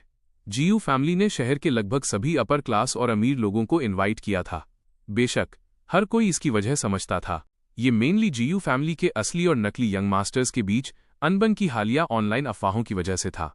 हालांकि जीयू फैमिली ने शुरू में इस मामले को बहुत सावधानी से हैंडल किया था, लेकिन कहा जाता है कि जब मिसेज जीयू ने बच्चे को जन्म दिया तो उसी वक्त बच्चा यांग आरयू यूं द्वारा बदल दिया गया था, जिसने खुद भी उसी समय बच्चे को जन्म दिया था। यांग आरयू यून का दोनों बच्चों को बदलने का मकसद सिर्फ ये नहीं था कि उसका अपना बेटा एक अमीर परिवार का यंग मास्टर बन जाए, बल्कि इससे भी ज्यादा जरूरी बात यह थी कि ये चिन हिलन से बदला लेना था। शहर की बुजुर्ग औरतें सब समझती थीं, यांग आरयू यूं और चिन हुईलान का रिश्ता किसी भी मायने में साधारण नहीं था। वे कभी सबसे करीबी दोस्त हुआ करती थीं। इसके पीछे की कहानी वाकई बहुत लंबी है और इसमें 2 पीढ़ियों की दुश्मनी शामिल है। सीधे शब्दों में कहें तो चिन हुईलान के फादर का अफेयर चिन हुईलान की ट्यूटर के साथ था और वो ट्यूटर यांग आरयू यूं की मदर थी। वो टीचर अपनी बेटी यांग आरयू यूं को भी अपने साथ ही रखती थी और वो चिन हुईलान के साथ ही खाती पीती और सोती थी, जिससे वे दोनों बेस्ट फ्रेंड्स बन गई थीं। बाद में जब सब कुछ रिवील हुआ तो चिन हिलन की मदर को गहरा सदमा लगा और आधे साल से भी कम समय में डिप्रेशन की वजह से उनकी मौत हो गई। हालांकि चिन हुईलान के फादर ने अपनी वाइफ की मौत के 3 महीने बाद ही यांग आरयू यूं की मदर से शादी करने का प्लान बना लिया था। लेकिन विडंबना ये रही कि शादी से ठीक पहले उन दोनों की एक कार एक्सीडेंट में मौत हो गई। अगर उस वक्त चिन हिलन के फादर ने सच में यांग आरयू यूं की मदर से शादी कर ली होती तो यकीनन आज मिजरेबल लाइफ जीने वाली चिन हिलन ही होती। हर कोई कहता है कि भगवान के घर देर है अंधेर नहीं, पर किसी ने उम्मीद नहीं की थी कि इन 2 पीढ़ियों की दुश्मनी उनके बच्चों की पीढ़ी तक जारी रहेगी। यह एक श्रापित चक्र की तरह था। बाद में चिन हिलन को पूरी चिन फैमिली की जायदाद विरासत में मिली और फिर उन्हें अपनी जिंदगी का प्यार मिला। इसके विपरीत यांग आरयू यूं के पास कुछ नहीं बचा था। अपनी मां को खोने के बाद उन्हें स्कूल छोड़ने पर मजबूर होना पड़ा और कम उम्र से ही समाज में संघर्ष करना पड़ा, जिससे वे बिल्कुल साधारण इंसान बन गईं। किसने सोचा था कि वे दोनों एक ही दिन बच्चों को जन्म देंगी। उसी दिन किस्मत ने एक बार फिर अपना खेल दिखाया और अगली पीढ़ी की जिंदगी पूरी तरह पलट गई। 3 साल पहले असली यंग मास्टर गू हाउमिंग अपने खानदानी परिवार में वापस आ गया। लेकिन आखिरकार मैं वो बच्चा था जिसे जीयू फैमिली ने 20 सालों तक अपनी पलकों पर बिठाकर पाला था। इसलिए बाहरी दुनिया के लिए मैं अभी भी जीयू फैमिली का बड़ा यंग मास्टर हूं, जबकि गू हाउमिंग दूसरा यंग मास्टर है। इन दोनों भाइयों के बीच के असली रिश्तों का रहस्य आज भी सबके लिए एक पहेली बना हुआ है। मैंने टीवी स्टेशन से स्पेशली छुट्टी ले ली और दूसरे कलीग्स को अपनी शिफ्ट कवर करने के लिए कहा। दोपहर में मैं बैंक्वेट हॉल सिर्फ इसलिए पहुंचा क्योंकि चिन हिलन ने कहा था कि उन्हें किसी चीज में मेरी मदद चाहिए। जब मैं वहां पहुंचा तो मुझे एहसास हुआ कि वो मदद ये थी कि गू हाउमिंग के पास इतने सारे कस्टम मेड डिजाइनर सूट्स थे कि वो समझ नहीं पा रहा था कि कौन सा चुने। इसलिए उसने मुझसे उन्हें चुनने में मदद करवाई। मैं गू हाउमिंग की इन छोटी मोटी चालों की रत्ती भर भी परवाह नहीं करता था। मैं लाउंज में बैठकर गू हाउमिंग को अपने करोड़ों के सूट्स का दिखावा करते हुए देख रहा था। कभी कभी मुझे लगता है कि गू हाउमिंग जितना मजाकिया है उतना ही बेचारा भी। वो उस भिखारी की तरह है जो रातों रात अमीर हो गया हो और अब पागलों की तरह दिखावा करने की कोशिश कर रहा हो। गू हाउमिंग खुद भी ये समझता है। वो इतने कड़े माहौल में पला बढ़ा है कि उसे गरीबी से बहुत डर लगता है। अब जब अचानक सब कुछ उसके हाथों में है तो भले ही वो जानता है कि दिखावा करना एक बहुत ही घटिया और शर्मनाक हरकत है, फिर भी वो खुद को रोक नहीं पाता। मैंने गू हाउमिंग को जवाब देने की जहमत नहीं उठाई। ज्यादातर समय मैं बस अपने फोन में लगा रहा। गू हाउमिंग ने जब मेरा वो अकेलापन देखा तो उसे अपने आप पर बहुत गर्व महसूस हुआ। वो बस मुझे ये एहसास दिलाना चाहता था कि जो कुछ भी मेरे पास था वो शुरू से ही उसका था और अब मेरे पास जो कुछ भी है वो उसकी दी हुई खैरात है। आखिरकार गू हाउमिंग ने अपने लिए एक लाल रंग का सूट चुना। सच तो ये है कि गू हाउमिंग दिखने में बुरा नहीं है, उसे एक हैंडसम लड़का माना जा सकता है। बस उसके बात करने के ढंग और उसके ऑरा में थोड़ी कमी है। कुछ देर बाद इवेंट की इंचार्ज पब्लिक रिलेशंस डिपार्टमेंट की मैनेजर रिपोर्ट देने आई। लगभग सभी मेहमान आ चुके हैं। मिसेस गू और दोनों यंग मास्टर्स, प्लीज मेहमानों का स्वागत करने के लिए बाहर चलिए।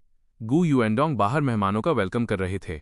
हम यहाँ इसलिए रुके हुए थे क्योंकि गू हाउमिंग एक बहुत ही ग्रैंड और शानदार एंट्री करना चाहता था। चिन हुईलान, जाहिर है अपने बेटे की इच्छा पूरी करने के लिए मान गई थीं। ये सुनकर कि सारे मेहमान इकट्ठा हो चुके हैं, गु हाओमिंग की आंखें उम्मीद से चमक उठीं। क्या मिस शिया आ गई हैं? गु हाओमिंग ने पहले ही स्पेशली इंस्ट्रक्शंस दिए थे कि मिस शिया पार्टी में शामिल होंगी और उनके आते ही उसे तुरंत इन्फॉर्म किया जाए। मैनेजर ने थोड़े अफसोस के साथ कहा, सर, मिस शिया अभी तक नहीं आई हैं। गु हाओमिंग की आंखों में निराशा की एक झलक कौंधी। उसने शुरू में प्लान बनाया था कि जब शिया किंगशुअर मौजूद होंगी तभी वो ग्रैंड एंट्री करेगा और सबको हैरान कर देगा। जब मैंने शिया किंगशुअर का नाम सुना तो मेरी आंखें भी थोड़ी चमकीं। क्या गु हाओमिंग ने वाकई कल रात शिया किंगशुअर को इनवाइट किया था? शिया किंगशुअर ने मुझसे इस बारे में कुछ नहीं बताया था, वो शायद नहीं आएगी। चिन हुईलान बोल पड़ी, सारे मेहमान आ चुके हैं। आज जिन्हें बुलाया गया है वे सभी प्रभावशाली लोग हैं, रोंगचेंग की बड़ी हस्तियां हैं। सबको बहुत देर इंतजार मत करवाओ, चलो बाहर चलते हैं। गु हाओमिंग ने जवाब में सिर हिलाया। हाँ मॉम, चलिए। जिस पल उसने स्टेज पर कदम रखा, गु हाओमिंग को भीड़ से तारीफों की हल्की आवाजें सुनाई दीं। जैसे ही वो खुद पर गर्व महसूस करने ही वाला था, उसे अचानक एहसास हुआ कि हर कोई असल में मेरी तारीफ कर रहा था। गु हाओमिंग के एक्सप्रेशन तुरंत बहुत खराब हो गए। क्या ये लोग अंधे हैं? मेरे उस पुराने घिसे पिटे सूट में तारीफ करने जैसा है ही क्या? हालांकि दिल की गहराई में गु हाओमिंग अच्छी तरह जानता था कि मैं वाकई उससे ज्यादा हैंडसम था। उसे अचानक मेरे साथ जॉइंट बर्थडे पार्टी रखने के लिए एग्री करने पर पछतावा हुआ, पर बहुत जल्दी उसने अपना मूड संभाल लिया। गु यीचन, थोड़ी देर और घमंड कर लो, क्योंकि आज रात तुम पूरी तरह बर्बाद होने वाले हो। जब हम तीनों साथ नीचे गए, बैंक्वेट हॉल की लाइटें अचानक और ब्राइट हो गईं। मेहमान भी हमें घेरने के लिए उमड़ पड़े। सबने दोनों यंग मास्टर्स को बर्थडे विश किया। आज गु हाओमिंग ने अपने बहुत से दोस्तों को बुलाया था। वे सब उसे घेरे हुए थे और अंतहीन चापलूसी भरी बातें कर रहे थे। मुझे जल्दी ही भीड़ के सेंटर से बाहर धकेल दिया गया। दूसरी तरफ चीन हिलन और गु युएनडोंग भी इंपॉर्टेंट मेहमानों को रिसीव करने में बिजी थे। मैं दूसरी तरफ इस फुर्सत का काफी आनंद ले रहा था और खुद ही उन सोशल सर्कल से दूर बुफे एरिया की तरफ चला गया। मैंने टावर से आराम से शैंपेन का एक गिलास लिया, फिर बैठने के लिए एक सोफा ढूंढा और शांति से धीरे धीरे घूंट भरने लगा।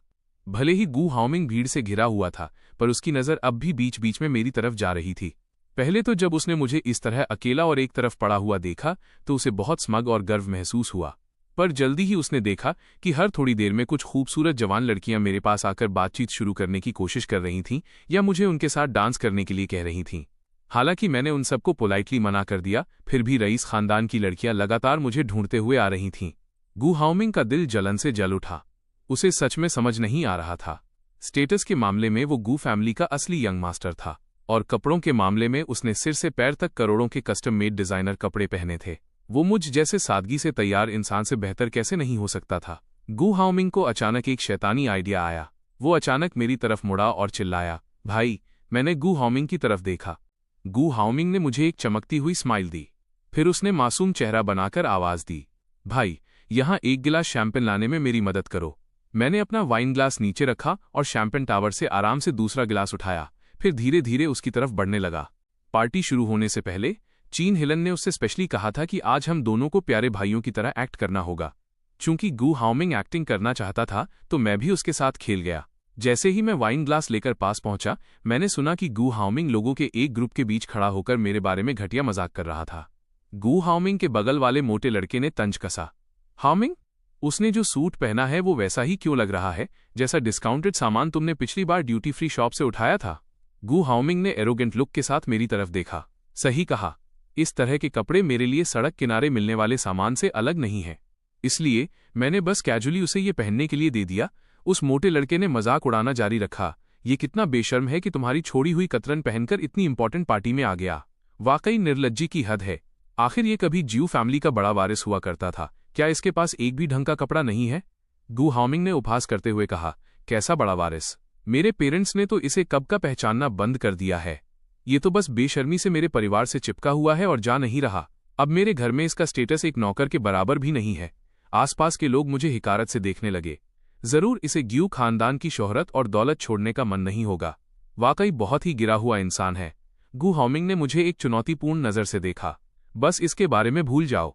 वैसे भी ये घर में एक पालतू कुत्ते को पालने जैसा है। देखो कितना आज्ञाकारी है, जो कहा जाए तुरंत करता है। गु हाओमिंग के आसपास की भीड़ ठहाकों से गूंज उठी।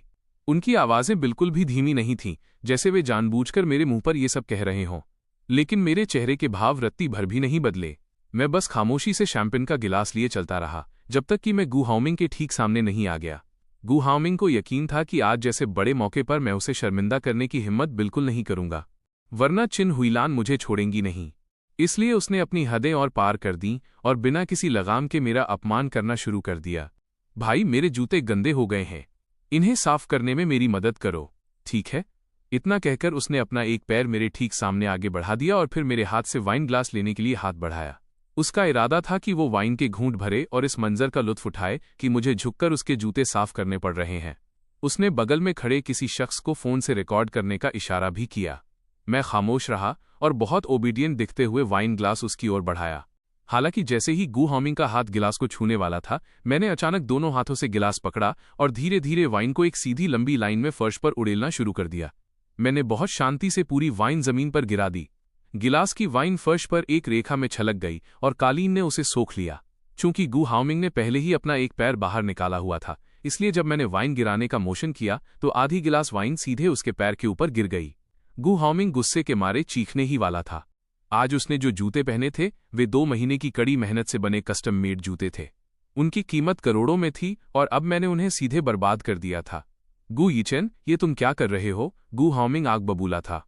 उसे यकीन नहीं हो रहा था कि इतने सारे लोगों के सामने मैं उसे सार्वजनिक रूप से शर्मिंदा करने की हिम्मत करूंगा।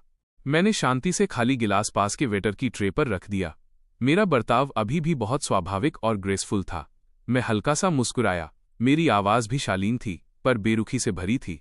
मैं बस तुम्हें ड्रिंक ऑफर कर रहा हूं, पी लो, वाइन बर्बाद नहीं होनी चाहिए। इतना कहकर मैं शांति से मुड़ा और वहां से चल दिया।